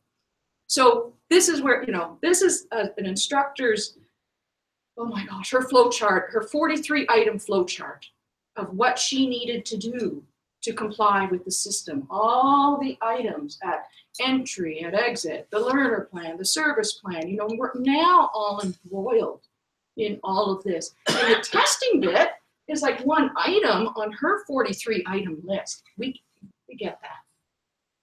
So the burden that is around, the administrative burden that is around just the testing part is huge. It's huge. And so it's very difficult to sort of, you know, get away from that too. The other part of this is it's about sort of testing and stakes, you know, low stakes testing, high stakes. Okay. This is like super high stakes. Because low stakes testing, and this goes back to people's questions about, I'm not anti-quantitative, I'm not anti-measurement. I read some of the stuff. Bridget Hayes just posted an interesting little bit of PIAC information about the aging population. It's like, okay, that's interesting. You know, there's insights there. And if they stay just as interesting insights, that's one thing, you know. It's the stakes and the sort of penetration. So because we are actually, you know, if we're using testing at low stakes for, you know, interaction, formative assessment, placement, putting people into classes, getting some diagnostic information, that's very low stakes. Research purposes, using testing tools for research purposes, low stakes. Informative. Be careful, you know, always be cautious about a test can only do what it's designed to do. But it's low stakes stuff. High stakes, okay. Are you gonna, you know, pass a test to complete a program, get a credential, program entry, gatekeepers, you know, have a certain score. meet that score so you can, that's high, you know, that's high stakes stuff because that really means something. You don't get the score, you don't pass, you could fail. So those are high stakes. Even higher is tying results to funding. Off the map, high stakes. Completely distorts the system. Complete distortion. So not only do we have the inappropriate use of these tools in our system, we now have higher stakes, very high stakes attached to it. And that is attaching people's funding. People have to do this stuff. You're coerced. We're not just complicit. I think we are coerced into using this stuff because once it gets attached to funding, that's our lives, that's the people's lives around us, that's our program, that's our communities. What do we do? So that's the other piece that makes this so burdensome and complex and difficult. And it also promotes, you didn't hear me say this, but taking up the data. Absolutely. People game the system. Good for them. Because the system is rigged. It is unfair. It should not really be used with any sort of integrity because it has none. It has no rigor or integrity to be used in this way in an educational learning environment. It's a survival strategy. It is a very appropriate survival strategy. I just want to say that LBS has been hijacked when the federal employment programs came into the ministry. And all of this design and thing was tied directly to the employment programs. You know, around secondary, around. So LBS has been hijacked. I will let you know now that there's no former LBS people in the ministry. Mm-hmm. So all the people working with LBS now are policy people from an employment perspective. Yeah. So just put it out there. It has been hijacked. Yeah, it's a good way. People need to take it back. You didn't hear me say like no, but he needs to take it back. It has to come back in and let his voice be heard. And the most powerful voice that you have in the field are your learners. And you have to find a way to get those learners to make the noise at Queen's Park. Mm-hmm. And that is, you have 50,000 plus learners. Mm-hmm. That's your voice. Mm-hmm. And if they're discontent with the system, they're going to listen, because at the end of the day, they're taxpayers and they're voters. So it has been hijacked and it needs to be, and unfortunately, the 10 people that was in LDS at the time, our voices were limitless in trying to say, this is not the system that you need for the program. But we weren't heard. So now you have no LBS people. And that was intentional. On the ground. And so just to put it out there that it has been hijacked. So how are you going to claim it back? And how are you going to put it back on this asset? Right. Absolutely. And I'll just wrap up. Yeah. Maria?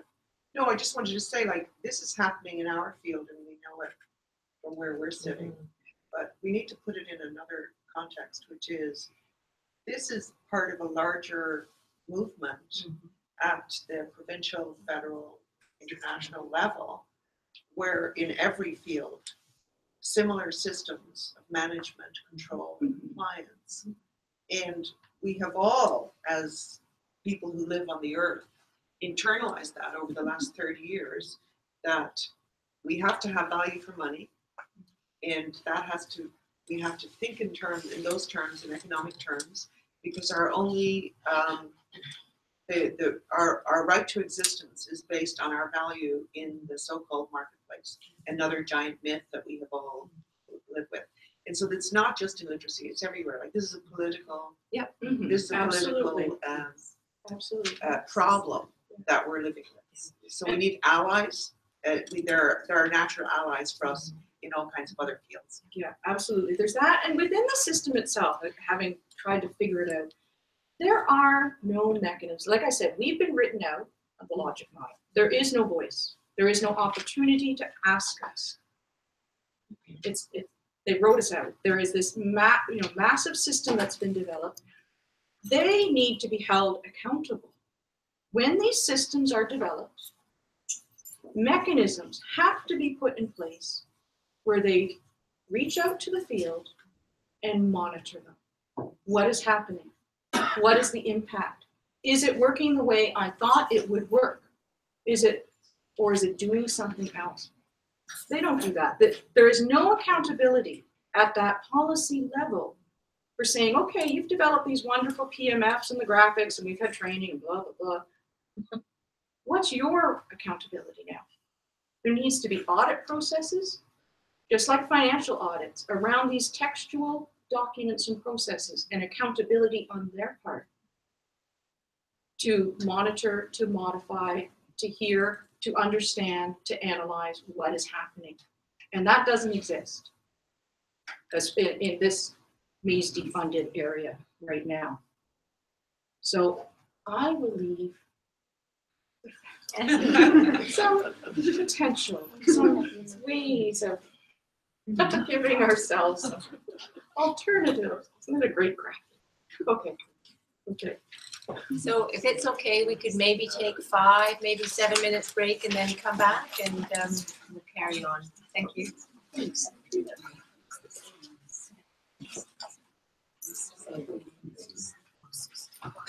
So Annie, are we still live feeding or are we on the pause? Okay.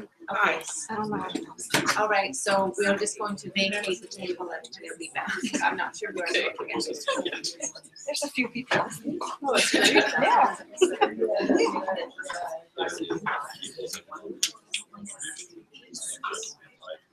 Yeah. Yeah, great.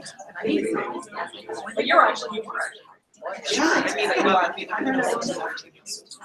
Yeah. And I was very interested in what's broken known as it's actually.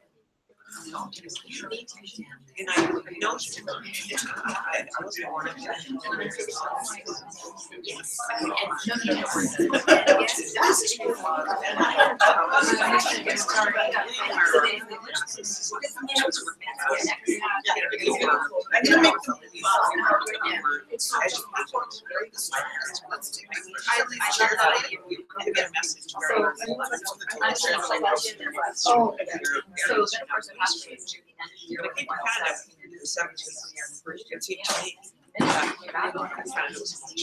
last classes over the years that I much more in North America generally, but over the last 30 years, what I have noted is that, in fact, all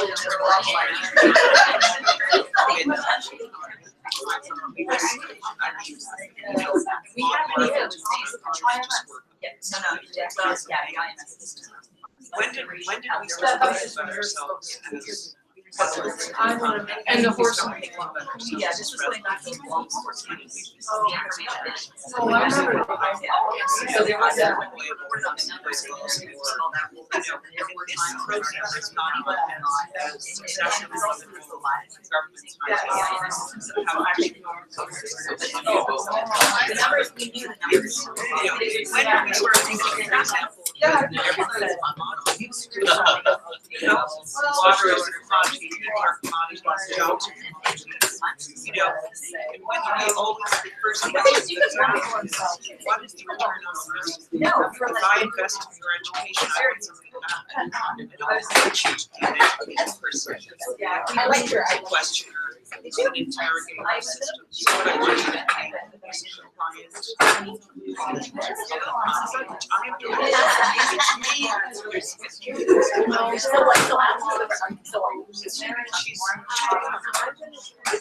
this is deeply embedded in values that there is no division between my experience and yours, and generally relationship between and they'll go into other countries and instruct So academic, it's one of my favorite areas, really.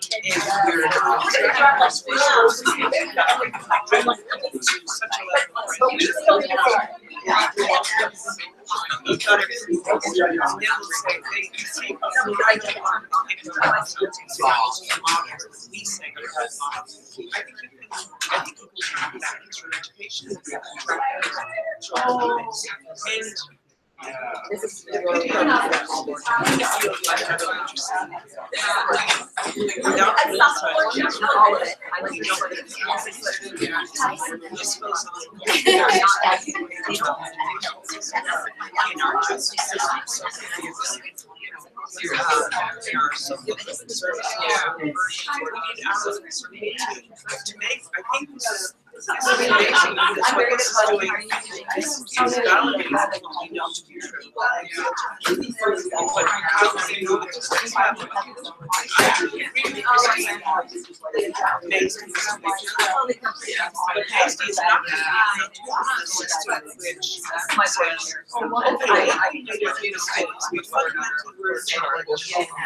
and our system is set up so that all of this data is all of these things that are damage. It's not the whole year.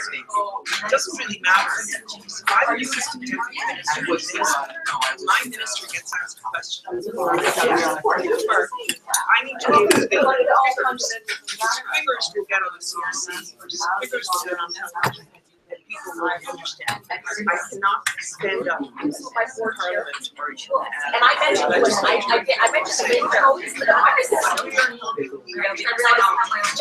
right? So I was critics of the existence. Normally when I that's never to me. That's not so that I can instead of going back to read the world.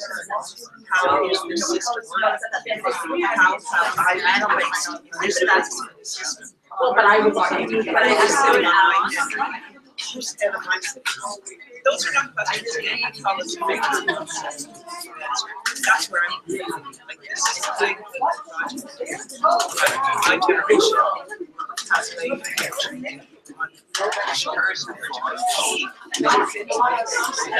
because and I think it's like liberation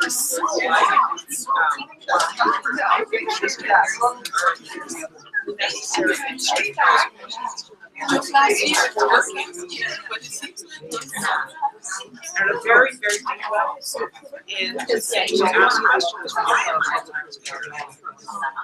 you know, understand what category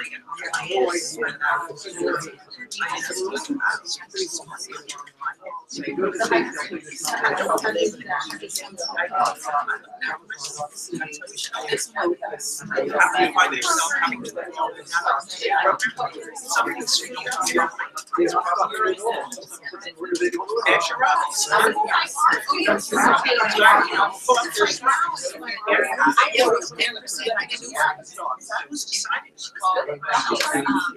You know, that unfortunately is much more decided.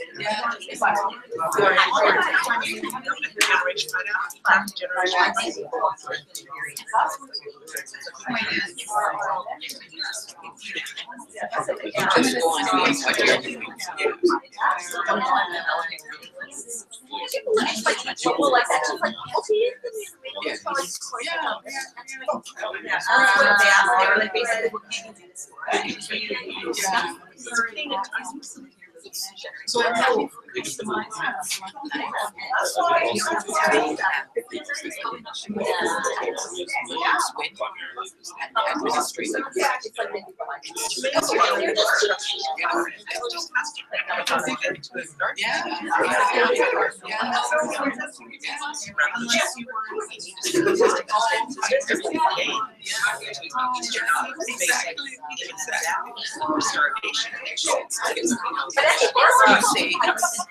you know, it's dangerous. But I actually saw this it's disruptive. Yeah, it's very disruptive.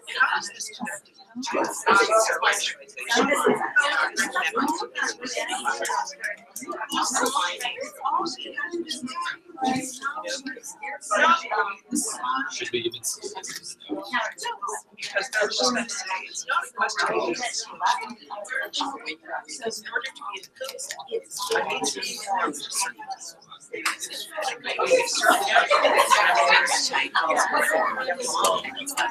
Yeah, but what are the It's meeting that that you should have an unrealistic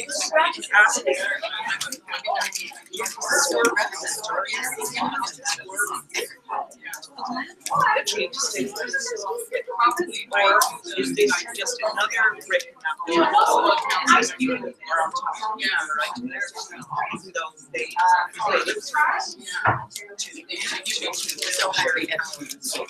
Up there now, they're saying what's going on now?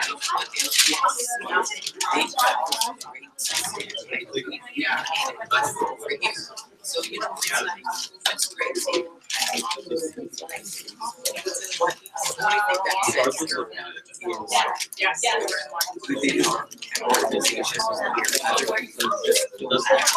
The second is what you're up against. When it's morphing into other disciplines, then you get to understand what you were saying.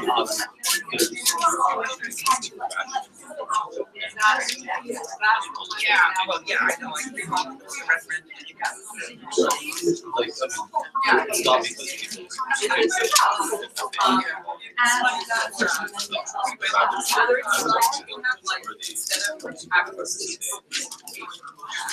people.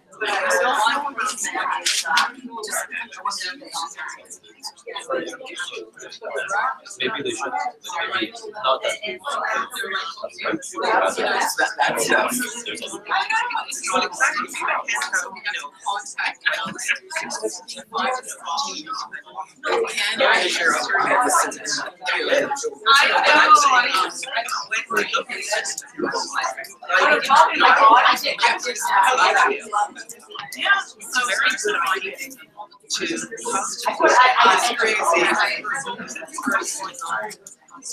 How the structure is not happening, you know, and it would be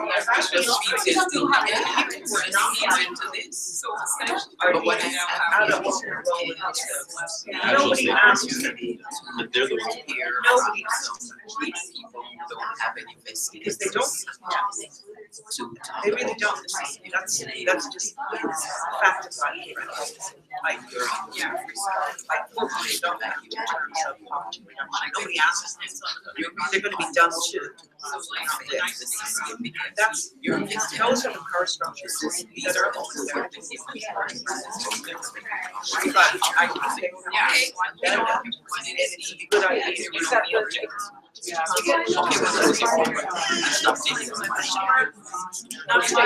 Question. Yeah, figure it out. You don't have that. I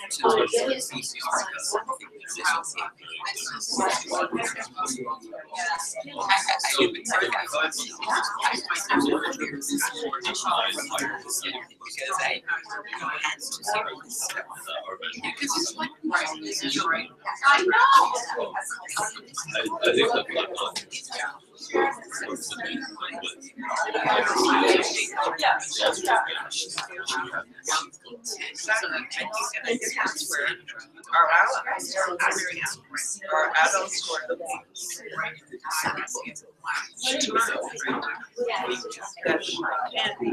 you've got it, they've got a position, right? And we teachers, we have to also shift that from I can't stand them. For all kinds of reasons, I have an element of privilege to be able to count, and that's how that's my choice.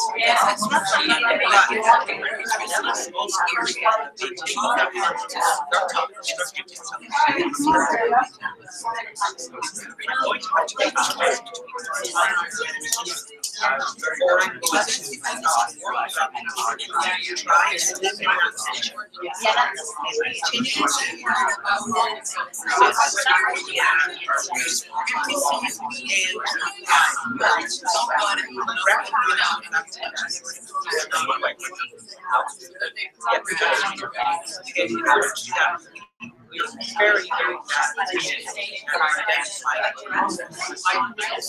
And as part of that, it's very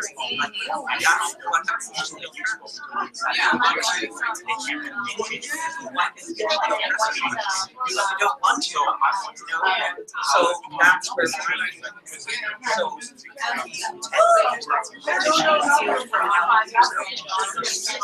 yeah. So absolutely. They're have good intentions. See if they can actually keep this information going.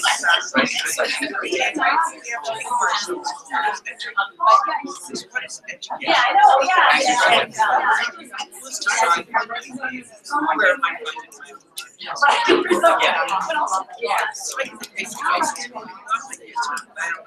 But it doesn't help. They're just getting I would just withdraw. Stop telling me I just like put it in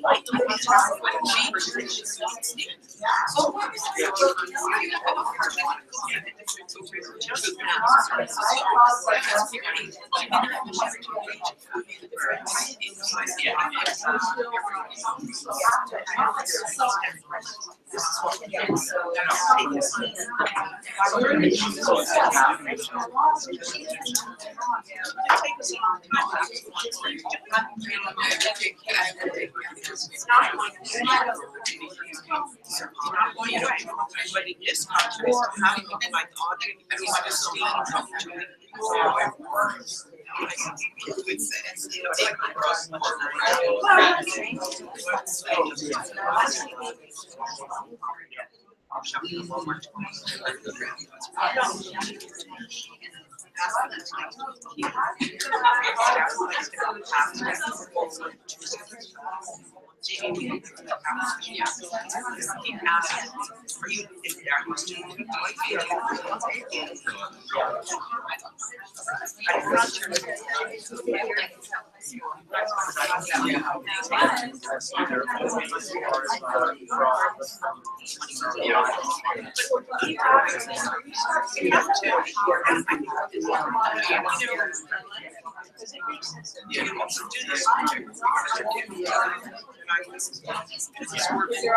Oh, it's working. Perfect. Can we come back to our seats again? Yeah, wonders. I know that it's too easy.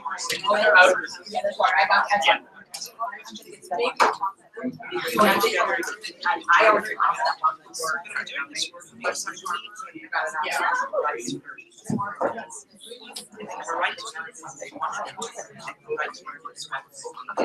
your patience. Yeah, that's what I was gonna say.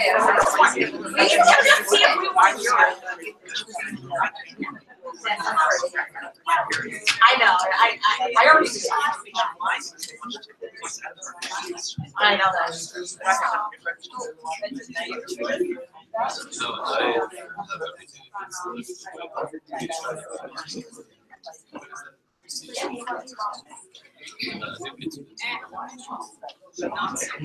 I mean, I think now it's better. Hi. Can you guys hear me okay in the back? Yeah? All right. This is my teacher voice. Audrey, do you want me to tweet you over? Sorry? Do you want me to take a picture and tweet you up? Yes, as you please, yes. I tweeted out Christine. So, hi, we're just gonna get started. You could move even a little bit closer. Oh, then you can't see her. I don't want to block your. Fine. It's okay. You ready? Yeah. Thank you very much. Great. And you did come closer. So thank you. So, Audrey's going to start. I have a muffin. It's very exciting. May not be available anymore. It's called Hi, and welcome back to our next part of the morning. The second half. We'll pass that. There'll be a third half. That makes no sense to anybody. Welcome to those watching online from the comfort of wherever you are. Hello. And so now Audrey will take over with her half section. Her section of her half. Thanks. Bye. Thanks, Judy. And thanks for just kind of going with the flow. You know, we did have a timeline and we've gone off it, and that's all very kind of good for us in the literacy field, because some of us like to follow rules and some of us like to spin them out a little bit. And lots of us do both. So here we are. So I'm going to try my best to join up with what Christine's examination of the design system inequalities with my thesis study, and hopefully be able to show how the workings of the system become embedded in the bodies of learners. And if you'll forgive me, I'm going to read my notes a fair amount, just so I stay on track. I hope that's all right. So in my study, which I just finished, I just graduated about 3 weeks ago, on the other side, or however you want to call it. So I looked at what seemed to me a disconnect between what learners and practitioners know about the process of learning, which we've talked a lot about this morning, and how policymakers, and I'm borrowing Christine's phrase, policy entrepreneurs, which I think is a very powerful term, and how policy entrepreneurs have come to locate learning within these measurement frameworks and systems, where they prioritize assessment over learning. Again, we've talked about this morning, where they're turning learning from what it is, a process in which learners' embodied knowledge is valued and respected and viewed as central, to a way of erasing this type of learning. In the world of measurement learning, learning is reframed as performance tasks in standardized assessment and conforming behaviors to that which is observable and measurable, which again, we talked about this morning. My thesis was very much based on my experience as a practitioner, which for the most part was an effort to try to make sense, try to make meaning of what those international adult literacy surveys have to do with teaching and learning in the classroom. And most importantly, whose knowledge has been made to count by the rise of the OECD surveys as the basis of policy. The focus of my research was the disconnections between the current policy approach to meaning and measuring of literacy and learning and the self-knowledge of adult literacy learners. Now I want to talk about the theoretical thinking and methods that I used in my study. First, new literacy studies. Who has heard of new literacy studies? All right, just a few of you, which is a bit sad for me, but it's just a few of you, because it was quite a profound and influential way of thinking that came into the field. And interestingly, at the same time, the rise of the IELTS and the OECD. But for me, new literacy studies, their central argument that literacy is that we need to understand it as social and cultural practices. And we need to see the learner as knower. And this resonated deeply with my own experiences as a literacy practitioner and my own personal learning in critical feminist thinking. I was also able to further explore the way in which Freire's critical pedagogy informed the thinking in new literacy studies, especially his philosophical ideas about literacy in relation to oppression, education as political, learning as critical reflection and practice, and to see learners as knowers. not as empty vessels to be filled or unskilled to be skilled up. I drew heavily on disability studies. Some people have called it critical disability studies. They're thinking about the concept of normalcy, and I learned how to interrogate normalcy to better see the interplay of relationship, power, and language. Because in many ways, that's what we do in adult literacy education. We are engaged in relationship, there's a presence of power, and language is powerful, and it influences our relationship. Disability studies also helped me to begin to think with adult literacy in its making. And that concept, that phrase by McCullough, I'll come back to later, but maybe just hang on to it. I learned how to think with adult literacy in its making.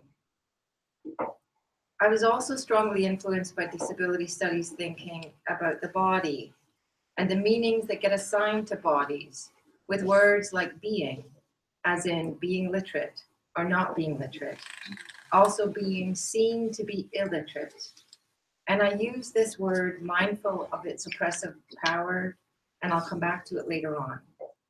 And for my methods approach, I drew heavily on narrative inquiry because it helped me to understand experience as narrative and as story. And this involves seeing oneself in experience as well as telling about experience and listening to others about their experience. Its concept that inquiry is relational helped me to locate myself as researcher in my research field. And it also helped me to see how my experiences in working in adult literacy and from my own life as stories, and to see other stories as legitimate data. So my study was a qualitative study, not distinctly post-structural, but I danced in that field a little bit. I had 3 sources of data. One was a focus group with 13 learners in basic literacy programs in the college that I worked in. Another was a selection of policy influenced and influencing documents, which Christine has described as procedural text. Christine, many of her artifacts are representation of the kinds of documents that I examined. So some of the list here is, I looked at 17 documents from OECD or Statistics Canada or government documents. I also looked at some from CMEC, which is the Council for Ministers of Education Canada, or CCL, which is now a defunct research organization. It was called the Canadian Council on Learning. I looked at 3 documents from CLN, the Canadian Literacy and Learning Network, which used to be the Movement for Canadian Literacy, and ABC Canada. Those 2 were nonprofit organizations who had a history of advocacy.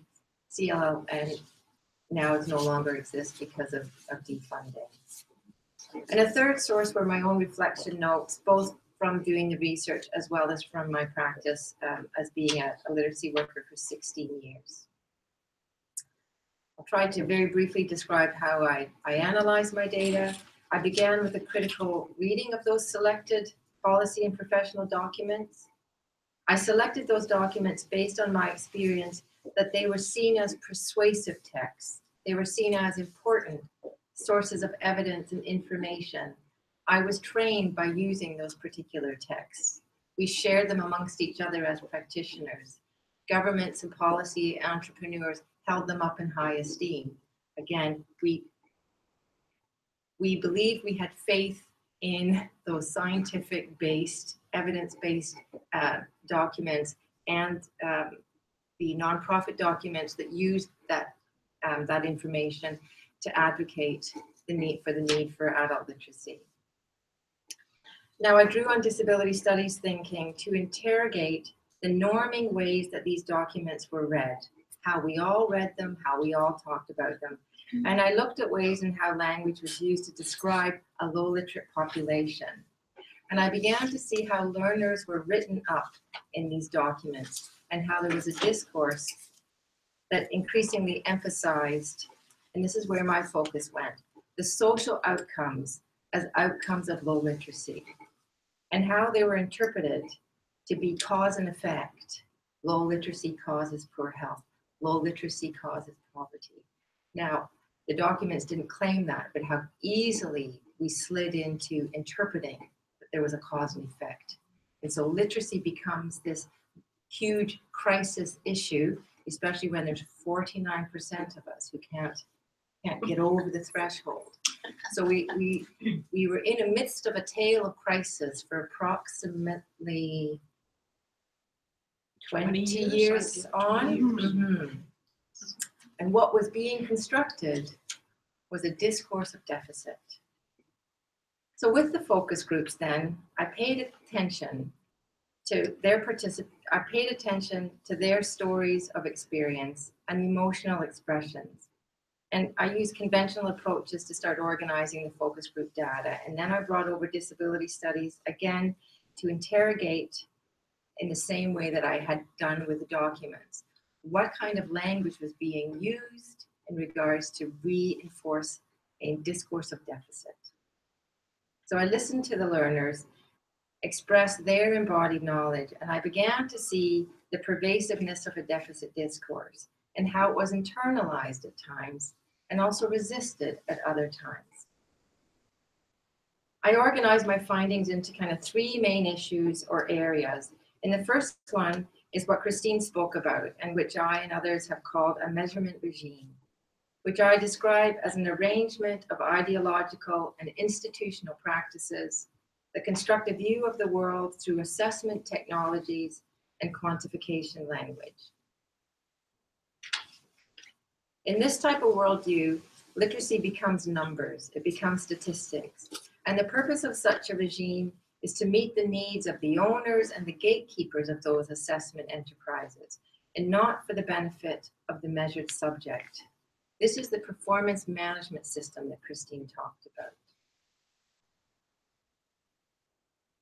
In this regime, it's viewed as normal practice to continue to argue that more scientific study of the deficit subject is required. Policy entrepreneurs argued that beyond the fact that low proficiency is pervasive, and then they pointed towards their own assessment results of nearly half the adult population in Canada was below level 3 on the scale that they themselves had invented. They argued that, and this made the literacy crisis narrative. They also said that more studies were needed because little is known about the precise characteristics of the deficits of the low-skilled population. And some of them argued that this was stated in 2011. Some of them argued that the new, the third assessment, PIAC, was going to give us that data. That's where we should look to find those precise characteristics of the deficits of the low-skilled population. Don't talk to the population, don't talk to the frontline workers, look to that particular data.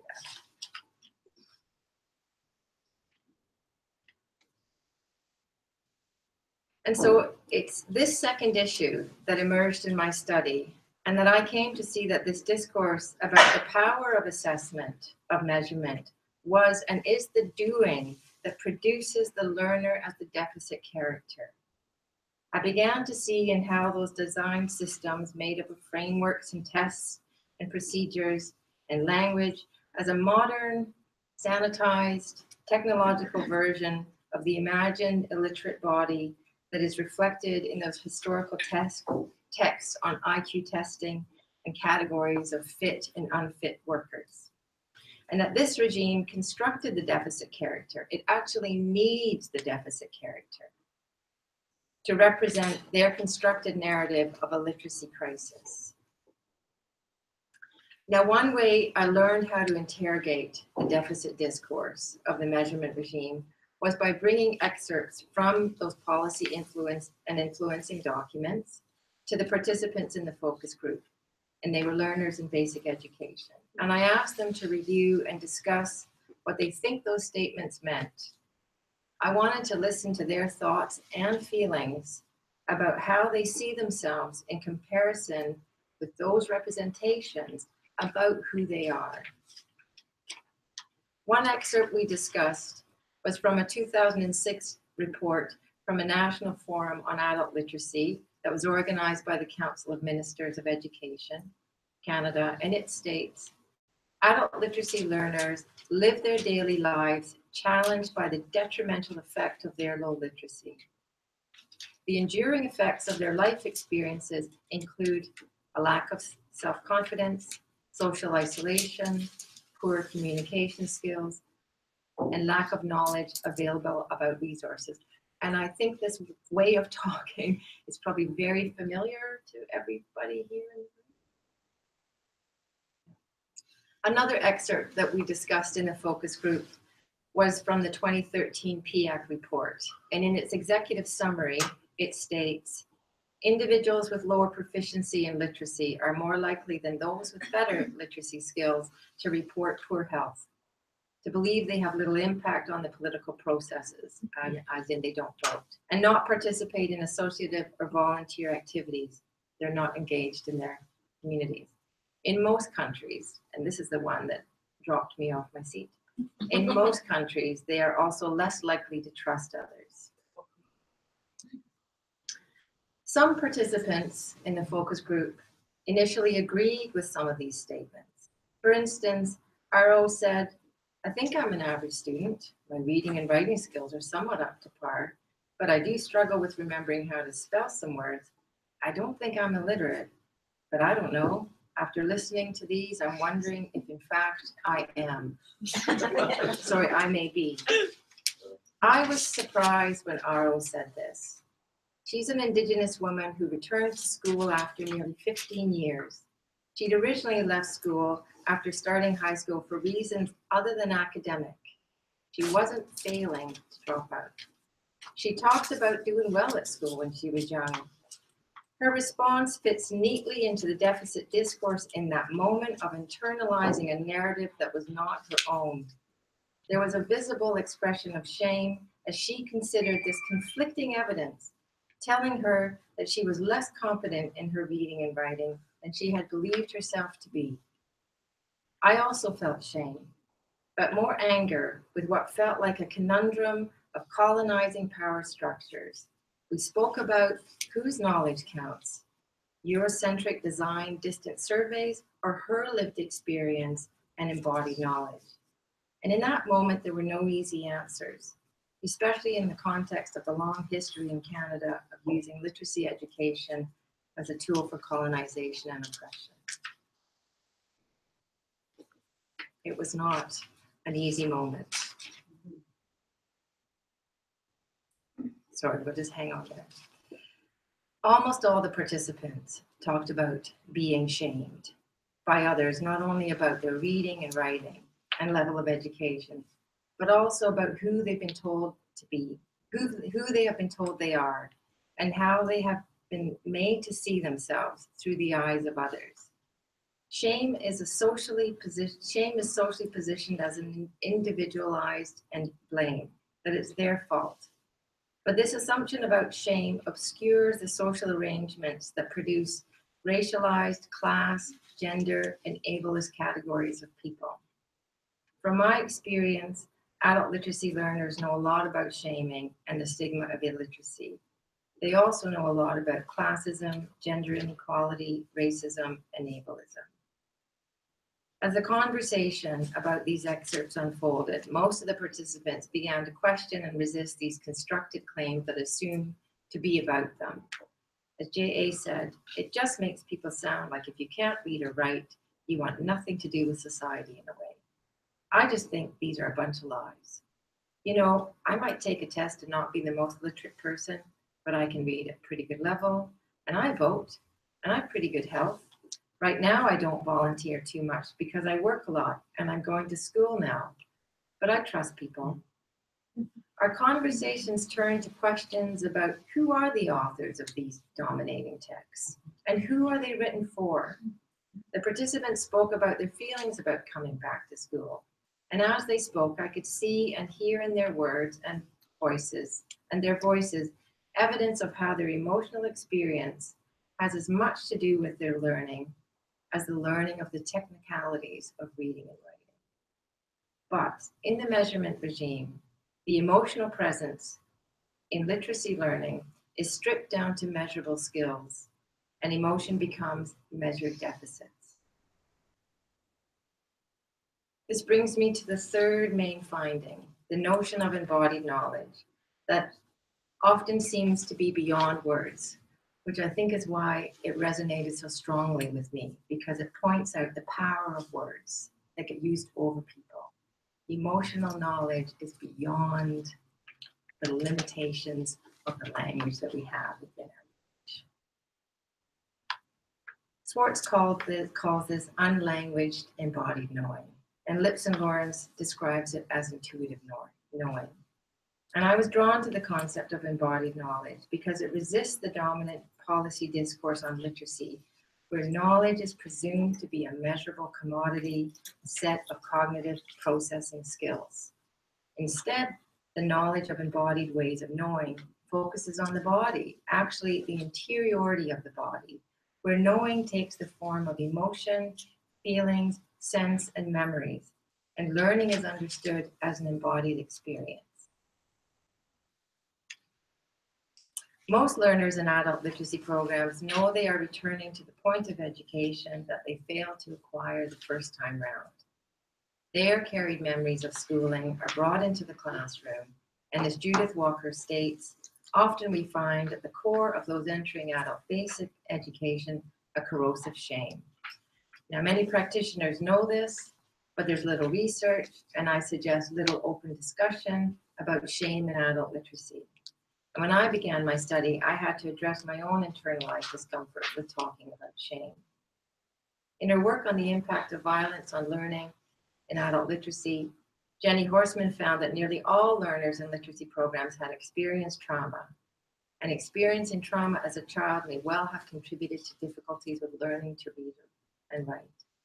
Now, what is significant about Horstman's work, do people know about Jenny's Horstman's? Yay. Is that her work brings to the forefront the taboo subjects that have largely and continue to be ignored, avoided, and hushed in the adult educational domain overall. But she argues that it's imperative for literacy programs to have classroom practices that support learners to feel more emotionally present, including those internalized feelings of shame. She explains, bringing more of the self to learning means that more of the self can be hurt, and more can also be available to assist learning. The danger and the value of being present in the learning environment. I understand this to mean that for many people, learning requires risk and vulnerability, which subconsciously can feel dangerously close to those internalized emotions of trauma-induced fear. And I found that it is in the embodied ways of knowing that the disconnection between the current policy approach to the meaning and measuring of literacy and learning and learner self-knowledge is most profound. In other words, the emotion in the process of learning is where we will find the breakdown, the disconnect between the policy notions of what literacy learning is, the assumption that learning is happening, to actually how people engage in learning and they themselves articulate how they're learning, how they themselves measure their own progress and changes in their world. So while the dominant norming practices in teaching and learning and assessing and measuring tend to pathologize trauma and shame as an individual problem fitting neatly within a deficit discourse, the challenge for practitioners and policymakers is to resist this narrative so that learners can come fully into the classroom and into their own learning. And I see this as a call for reframing the notion of shame, and to do so is a powerful pedagogical shift. So now I want to return to emphasize how I've been guided by disability studies thinking around interrogating normalcy, what we think is normal, even though perhaps in our gut it doesn't quite feel right. So that is to deconstruct the notions about the meaning of disability. So what I learned from disability studies was a way to deconstruct about the meaning of disability and difference, in order to what McCullough says, is to think with disability in its making. And I apologize earlier, I said McCullough said think with adult literacy in its making. He didn't. He said think with disability in its making. And I thought hard about that, and I began to understand that the notion of thinking with is getting close up in an embodied way to listen and try to get a sense of what is happening in the making of disability. And that's to see disability as socially constructed narrative, to actually take the word disability and take it off the body and wonder how it got constructed. And then think about what it's saying about all the ideas and assumptions we have about the word disability and what it's saying about the body and about people. So this way of thinking helped me to critically question how the socially constructed meaning of adult literacy, how that deficit discourse creates ideas and images and definitions and categories and all this evidence about what literacy is. And it helped me to see how these deficit ideas get assigned to bodies. And if we go back to Christine's slide about the ladder, the 5 levels of the fit and unfit workers, that gives the idea of the sense of who is fit and who is unfit. And that helped me to understand that we need to pay attention to what we think about particular kinds of bodies and how it has been transformed into a statistically invented literate deficit character. And so I was able to use this way of interrogating language in its spoken and written form and ask, who gets to be the expert here? And what type of texts are given social power? And asking these critical questions helped me to be able to think with adult literacy in its making, which is how I came to see that what adult literacy education is made to be and what learners are made to be in the dominant deficit discourse. The dominant deficit discourse of the measurement regime. I came to understand that this measurement regime hinges upon the continual study and reinvention of this deficit character, because without the deficit character, the crisis isn't there and the measurement regime has nothing to stand on. And with that, I think I will finish. Woo! Sorry, we have gone around the world 80 times. So I think it's done. Now? Yes. Okay. So, need a chair. Excuse me.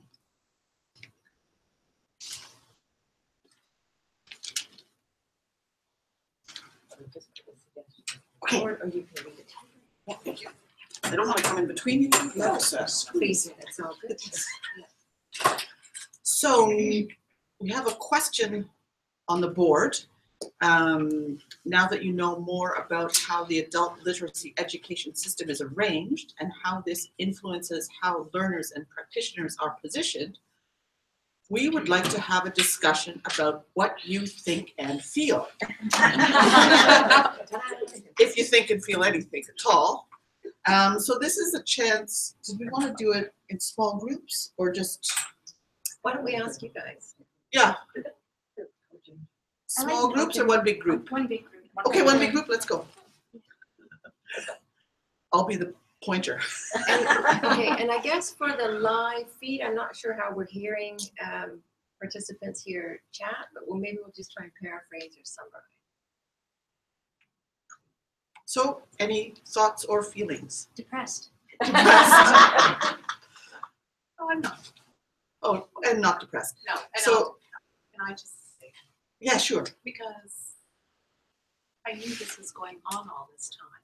And when I ended up being brave enough to voice those in various forums and workshops and trainings and directly to my ministry consultant, there was no choice but to say. However, I was made to feel naive, stupid, ashamed. And I did not have a lot of voices in a lot of those forums say much to support it. They were quiet.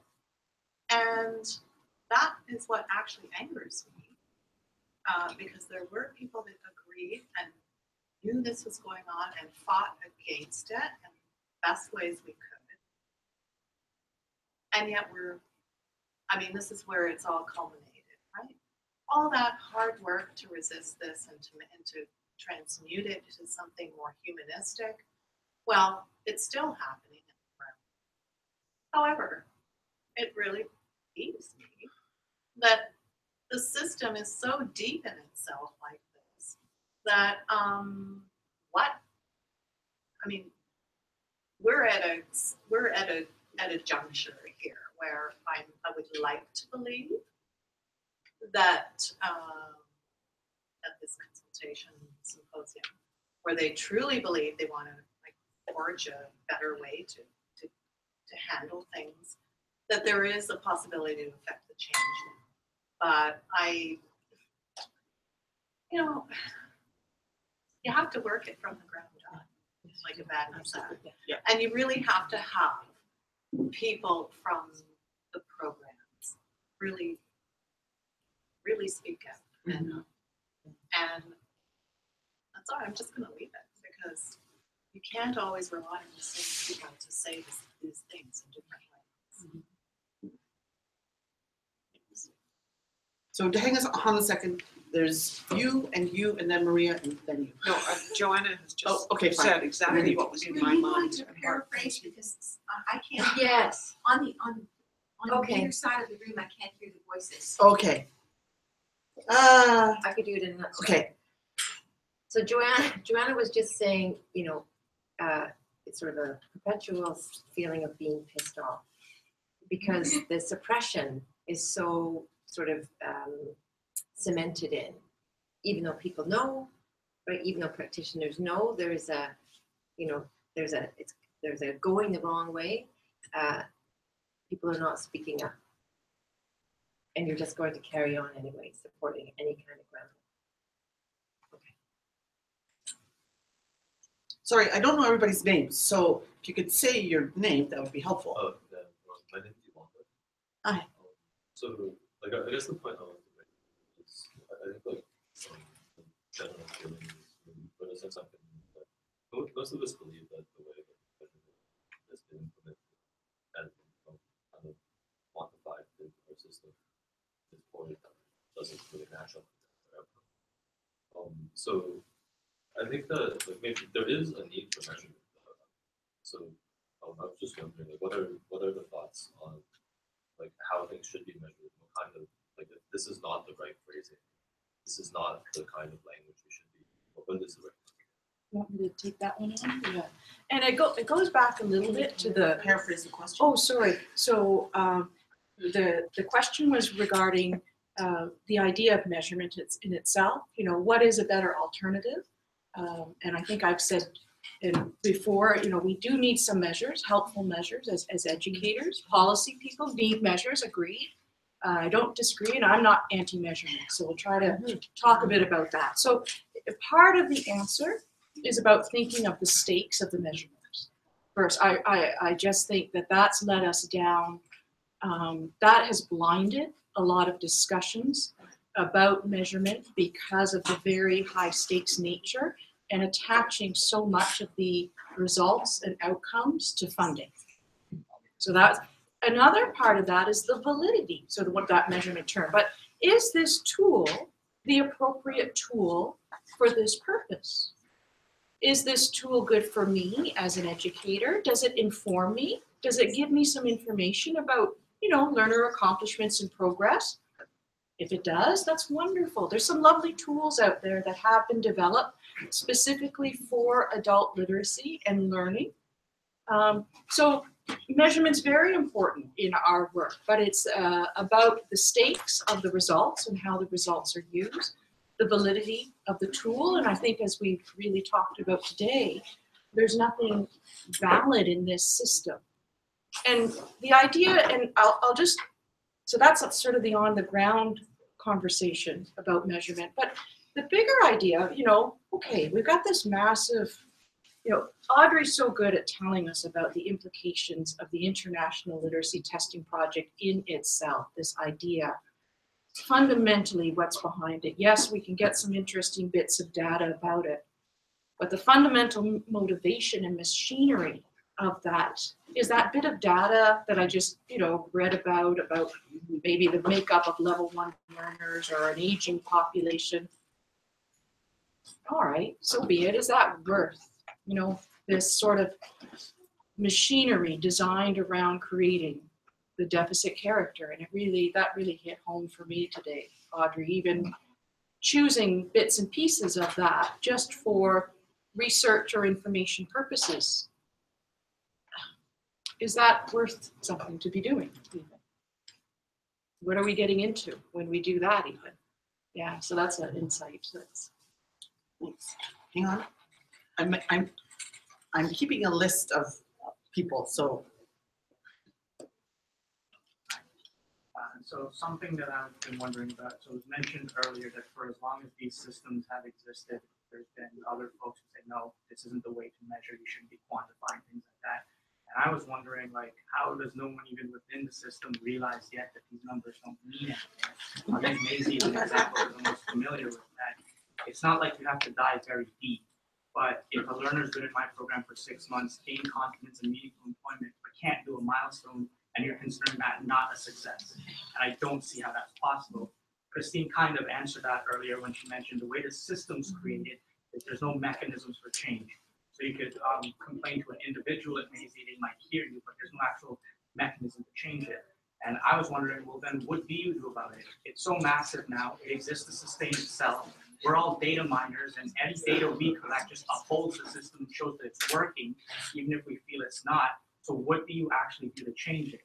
And the only thing I can think of is that the only way it would change is if the entire system gets tanked.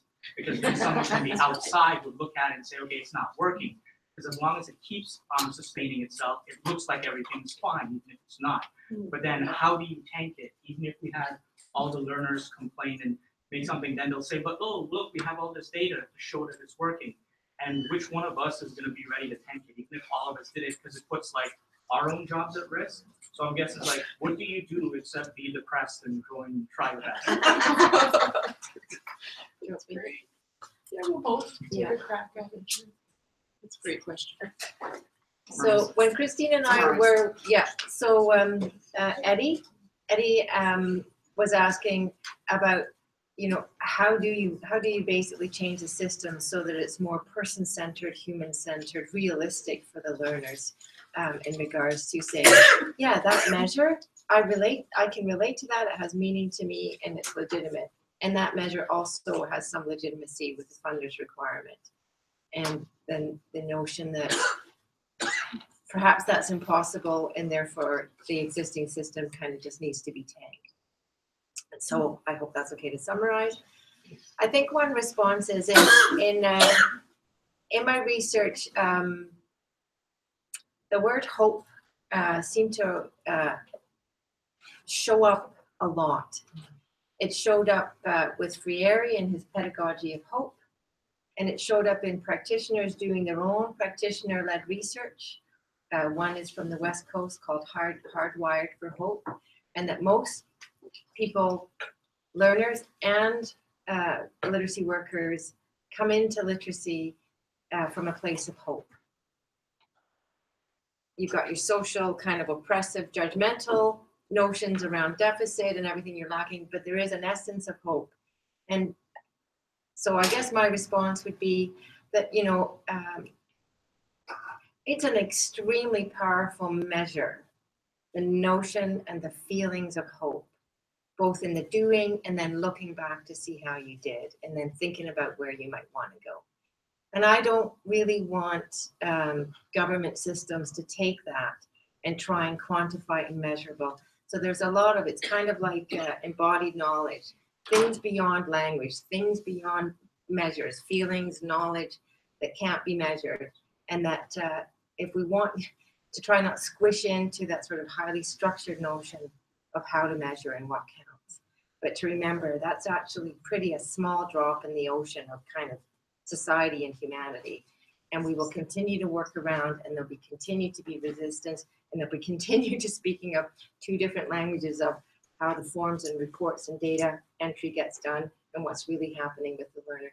Because there really is no easy solution in the field that we're working in, or many kinds of fields. And I think just knowing that, Christine and I talked about, maybe people will somehow feel empowered after this morning, just to know more that this is the reality of what it's like to work in these kinds of fields where you have a long history that's now kind of corporate, global ways of organizing, you know, where the resources go, and I won't go on too much. So. And the knowledge issue is, as you mentioned, has also come up over here too. You have more knowledge now, I would say, than any policymaker currently has.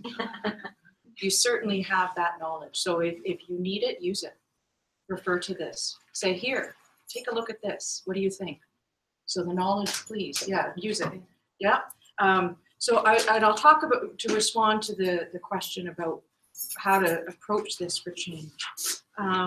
And along with what Audrey was saying, because I think that kind of stance, having that to start with is powerful, and it helps us keep moving, not to be stuck in that depressive kind of mode, for sure. There are alternatives out there. There's some neat ideas out there that other systems have used that possibly could be that intermediary. And I'm not talking about standardized tools, but an approach to documenting evidence where it makes sense to the learner, it's valued by the learner, it makes sense to the practitioner, it reflects what is happening in the program. And policymakers are going to have to get their heads around this. It may not necessarily be standardized the same, because you'll never accomplish anything that is standardized and the same, or at least having one piece in the system that allows you to do that. And policymakers can then say, wow, that's what literacy is doing. That's something I can tell my superiors, because I can say, you know what? These programs are helping folks do so many incredible things that actually are transformative and change their lives. There are methods, it's documented, there are ways of doing this. So we're not devoid of ways of doing this, for sure. Can people let go of that notion of somehow imposing standardization over everything? That's what they've got to let go of. Yes, you can do some standardized testing, but I think some carefully chosen sampling is possibly a way to go with the right tool. If they need some of that objective, some of that information, there's work out there. You've done, Audrey, of examining different tools, different approaches. You can do some sampling. You don't have to impose all of that structure on the whole system, though. So there are many creative, interesting ways of pleasing what policy people need and actually having something that's workable for the field. As far as tanking the system, I honestly, some of my motivation is in that direction, in thinking if they are ashamed, I'm using shame.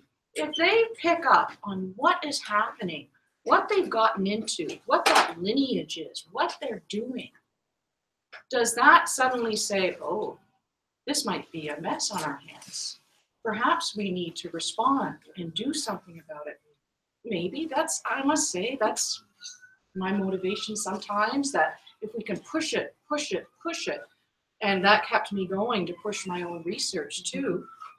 Another simple mechanism, what happens if if LBS gets taken out of that EO system? Please, and put us somewhere else. Is that from a policy? I know it's going to cause a whole bunch of other issues that'll come up, but if it just gets plucked out of EO, placed elsewhere, would that help too? From a very pragmatic, practical point of view, is there potential there too? Yeah. Great. Hang on a second. I've got you next. I just need to make an announcement to the lunch setter-uppers. Annie, there's another bag of bowls with tongs right over there, and there's a pizza cutter in there too. Sorry, I can see they were looking for things. And it's like, I can't get up. So I've got a list of of names down. I've got you down. And at some point, we're going to stop the list and we'll just break for lunch and mingle and talk. And I think I'm going to say it's 12 o'clock now and we don't want to eat cold pizza. That the people that I've acknowledged already, I'm going to cut the list now. So you're next. I'm asking I have a comment to make and a question to ask. The comment is that I'm really appalled by this entire presentation in the sense that I've been in India all this while in my professional journey, and there is this tendency to ape the West out there to see what's working. And the idea of curriculum frameworks, rubrics, all that has now started settling in over there, and really that's something that people are educationists as well as social workers are working towards. Yeah. And I so want to go to them and tell them, no, you're in the wrong direction. So that's one. My question is very specific to Audrey, because you've worked in embodied tools, embodied learning, that's an area of interest in yourself. So what are the kind of tools of assessment that embodied learning would envisage? Not from a measurement point of view strictly, but just to make learning visible for the teacher and the learner, for them to know, okay, where are we heading? Okay, thank you. To me, probably the most powerful approach to assessment is using self-assessment, which again has long been practiced in the adult literacy education field. Now, just within the measurement regime framework, one of the messages was about people don't know how bad their skills are. And so self-assessment was actually attacked and seen as a weakness because it wasn't scientifically based. But in adult literacy, people have lived histories and life experiences that is their curriculum. People's embodied knowledge is the curriculum that you need in adult literacy to actually have the learning occur. And with the learning assessment, there's assessment happening all the time. And so to honor, and you can structure it in a way that seems to work for you and the learner in the program, portfolios. So self-assessment, also called formative assessment, or formative is a catchphrase, but bringing value back around learner self-assessment is very, very needed. It's already being done, but it's just undervalued in this current regime. I hope that gives you some answers. So next time. Oh, yeah, I'm not really clear about why Canada and Ontario chose to go this route of using this levels, and we could all, move to this level 3. What could the reason be? Because we live in such a great country. Sorry. No, we're going to have to flip a coin about who's going to answer this one. Turn. Oh, The policy entrepreneurs, really, Yeah. and expertise. So there was a expertise in Canada and Ontario that developed around the testing, the international testing projects. Key people from Statistics Canada and consultants hired by Statistics Canada were highly involved since the late 1980s in this project. So a handful of white men with particular expertise was one part of it, for sure. And then, do you want to talk about the roadshow? The policy entrepreneurship part is those folks took that expertise and cashed in on it, expanded it, really, got involved in other projects, got hired by the federal government. This is a federally government-funded reason that this has proliferated so widely in Canada and not other places. They were convinced by the experts that this is the way to go, this is important, this is what we need to be doing. It wasn't a massive project. It was very much an ongoing project of listening to these experts. And, you know, when they became consultants and giving them federal funding and productions of reports and more funding, and then the whole adult literacy funding body shaped their funding and work around the words of the policy entrepreneurs and the experts. And that convincing them that this is the way to go. This is important. This is what needs to be done. Even lobbying work, where those federal policy experts went to the provinces and said, this is what you need to be doing. This is how the system should work and operate in order to reach this level 3. And people were convinced. Well, yeah, there were no other voices in those discussions either. So it was really about an opportune moment by a small handful of people who were already in powerful positions inside the federal government, and friends of theirs or colleagues of theirs. And it was a small group, really, of mostly white, well-off men who were able to convince policymakers at the federal and the provincial level that this magic machine was exactly what was needed for this entire country to pull up our bootstraps, for everybody to smarten up and skill up. And I remember government presentations at all of the literacy conferences across the country.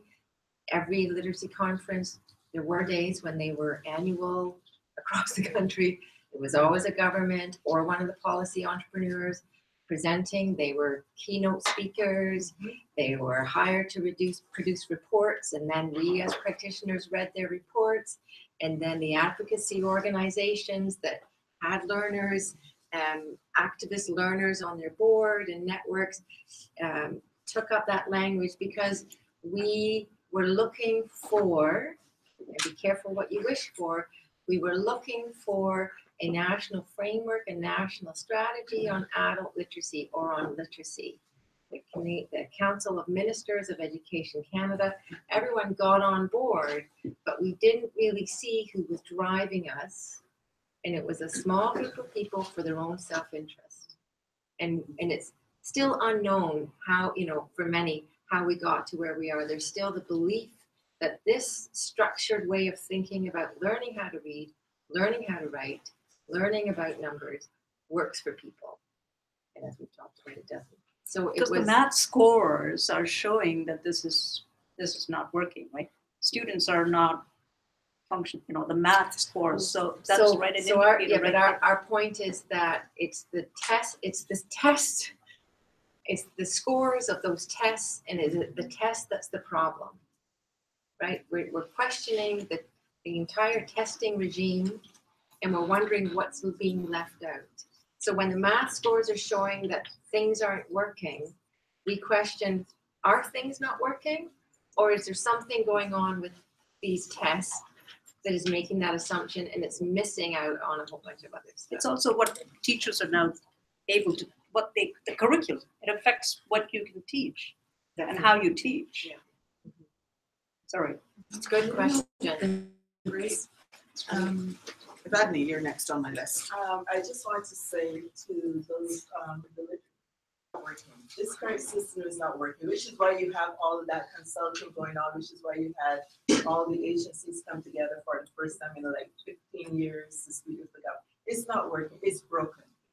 And this is a time for literacy practitioners and their learners to get their voice in before they revamp it to something else that you're going to hate even more than this. Yeah. So all I'm saying is that you have to get your voice in there.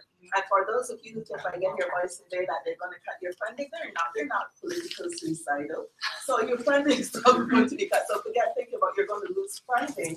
Recognize that they're not politically suicidal, and they will have to listen. The Star did a few years back, about 5 years back, an excellent article, qualitative article on people I can't remember the young lady's name, who was going to the literacy programs, who were using literacy programs, and it was a great article that day. I haven't seen an article written about the literacy programs in Ontario for the past 11 years or something like, no, less than that, about 6 years. So it is, you need to get your, but the system is broken. And it has to be fixed, but before the policy analyst inside fix it in a way that you do not want fixed, you need to get your voice back to the table. And you need to make it heard. That's all I. That would be we need to. We need, well, I'm doing my bit. Yes, I agree. So Christine just asked me to remind everyone, if you could tell us again from where you speak. You're gonna put me there. I was a literacy consultant with the Ministry of Training. I can't stand the new name. Ministry of Training Colleges and Universities is who I work for. And I was responsible for the Toronto region and for out west before we became centralized. And I retired by choice 3 years ago because, like, the programs, I was tired of having to go to say to the programs, you have to do this whole list when a program was only getting funded like 50,000 a year, and you gave them, 10,000 things that they have to do within that 50,000. That was beginning to stress me out. And I decided to leave the system. I figured my voice would be stronger coming back outside than being inside, how you're restricted as to how you behave when you're inside. So that is very turnaround. I think most of my programs are here today. I hope a lot of them are here today. And I must admit that I missed the field, but I think I could do better work for the field, being outside and inside. So that's right. Thanks. So yes, you're next.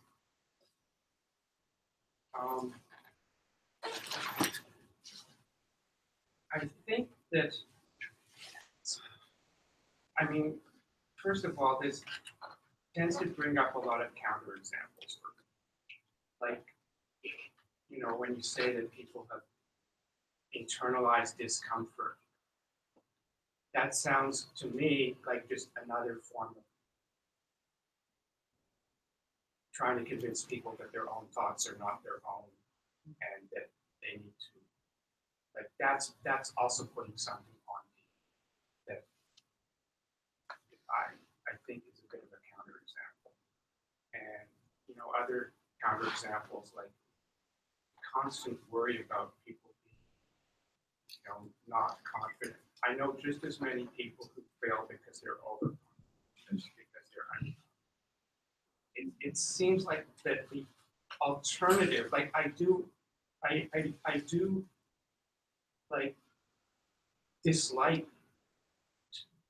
deficit thinking. It's just that my reasons for disliking it are probably entirely different. It's often just because I just don't care. Like, I don't care about other people, like,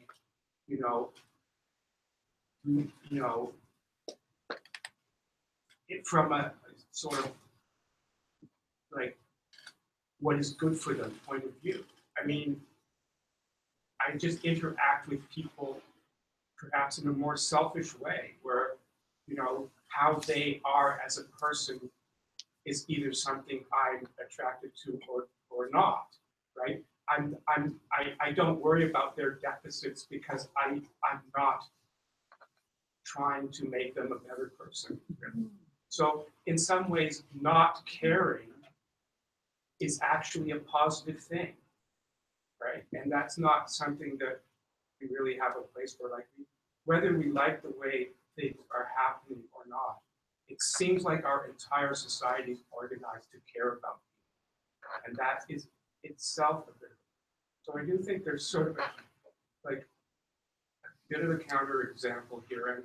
And I mean, to me, the example of how the system could be fixed in a way that is worse would be if these kinds of political arguments, where it's always about the white man and all of that, and that if that became even more of a norm than it's already starting to be, I don't think the solution is to sort of rile people up and make them care more about a political analysis, and that will override their caring about deficits or whatever. I think actually the solution is the opposite, which is that we need as a society to interact with each other without actually caring necessarily. Just being more like laissez-faire and relaxed about it. Great, thanks. I'll let Audrey respond. Thanks. That's a great point, and I'll try and summarize. I think you brought up a really good point around kind of the problem of the idea of caring, and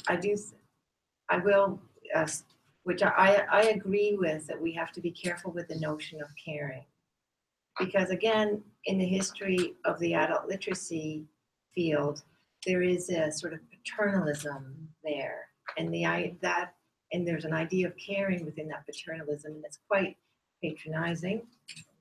It's certainly racist. It's certainly ableist. So, where is your values and your ethics and your beliefs coming from about what caring means? And the point about, I'm just going to, the point about not caring, I think, is refreshing, because it helps you to just sort of, I think I'll give a really good example. I think that might help better. So a person in the focus group talked about her grandmother, and that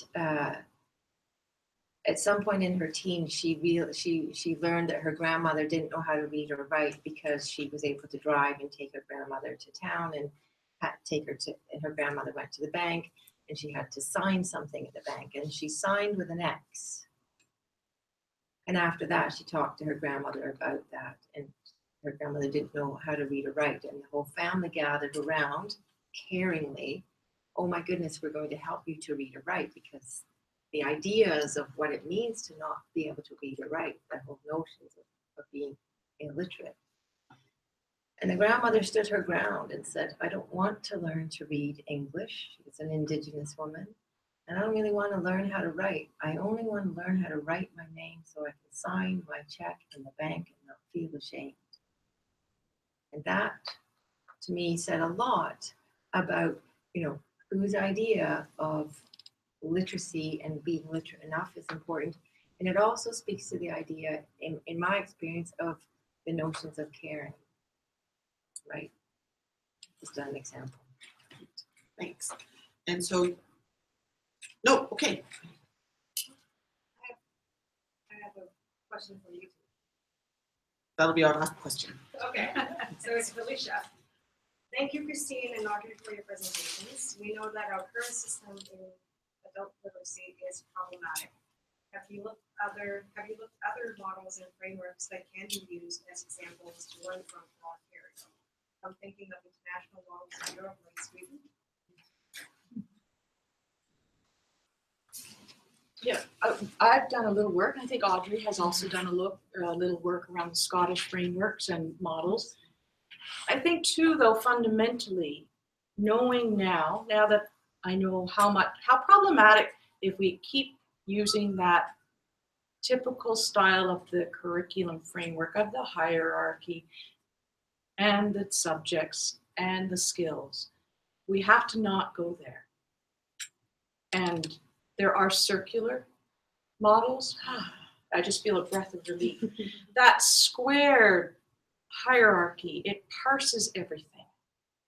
And there are examples of other ways of documenting our principles, our values, our common goals and aims around learning, our ways of identifying accomplishments. There are other formats to do that in, and there are other methods to do that in, because the problem with following the traditional curriculum framework development is that we turn suddenly to experts, people who are curriculum developers and seem to have this magical knowledge, and it takes it away from us and the learners. And there was a great example. It was Mozilla did a project around developing curricular kinds of aims and goals of digital literacy and digital citizenship. And it was a very interesting format and a collective way of putting things out there to the field to get feedback and discussion, and then moving it along a next step, the next step, the next step. And it would have to be very careful and done, but there are examples out there of other approaches with the final product that we end up with, and the methods that can be used to make that happen. Yeah. So I'll just very quickly add to that. So I think no matter what you go searching and what you may find, I think if you find things that seem a bit messy, then they're probably working because they're tied to the local and they're tied to those who are actually the subject of the learning. And so we're not going to find anything easy. Be suspect of easy, I think, and highly structured. So, you know, the tanking and the disruption, it's about kind of feeling okay in the messiness. And I think part of the how you feel okay with it is having a sense of your feet touching the ground in your locality and your relationships with kind of who's this about. So I'd like to thank everybody very much for your engaged participation today and your presence and, I don't know, standing here, and for your hope in the system that we are working with and your hope with the learners that we're working with and the process. So that's thanks for that note, Audrey. And thanks to Audrey and Christine for sharing their work with us, for Christine's deep diving into the history of these structures that we have to deal with, but are like, aha, and for Audrey sort of bringing those structures to the ground with stories and embodied those in learners. We'd also like to hear from you. We'd like to hear what you'd like to see next with a Festival of Literacies presentation or workshop or day or afternoon or Saturday or something like that. And we're going to use technology to gather this information. And now somebody's going to tell you about it because I don't know. And then we're going to have lunch and chat. Again, there is a gluten-free pizza and a cheese-free pizza. Sorry, that one didn't count. Oh, okay. Everything has cheese. Sorry. There's a gluten-free pizza that has cheese, and there's no, all the other pizzas are vegetarian, and if you need, someone can pick the cheese off. Or you can have their salad. How about your salad? Okay, sorry. So I am just trying to pull up the website that I created this lovely thing on, because it's not in the PowerPoint. I'm sorry, I missed it. Anyways, it's okay. So you may get an email with a link to send here. Let's open a web browser very quickly. And just talk amongst yourself for a second. Or you know what, we could actually do this and then you can have lunch and it'll be up. Okay, thank you very much. You're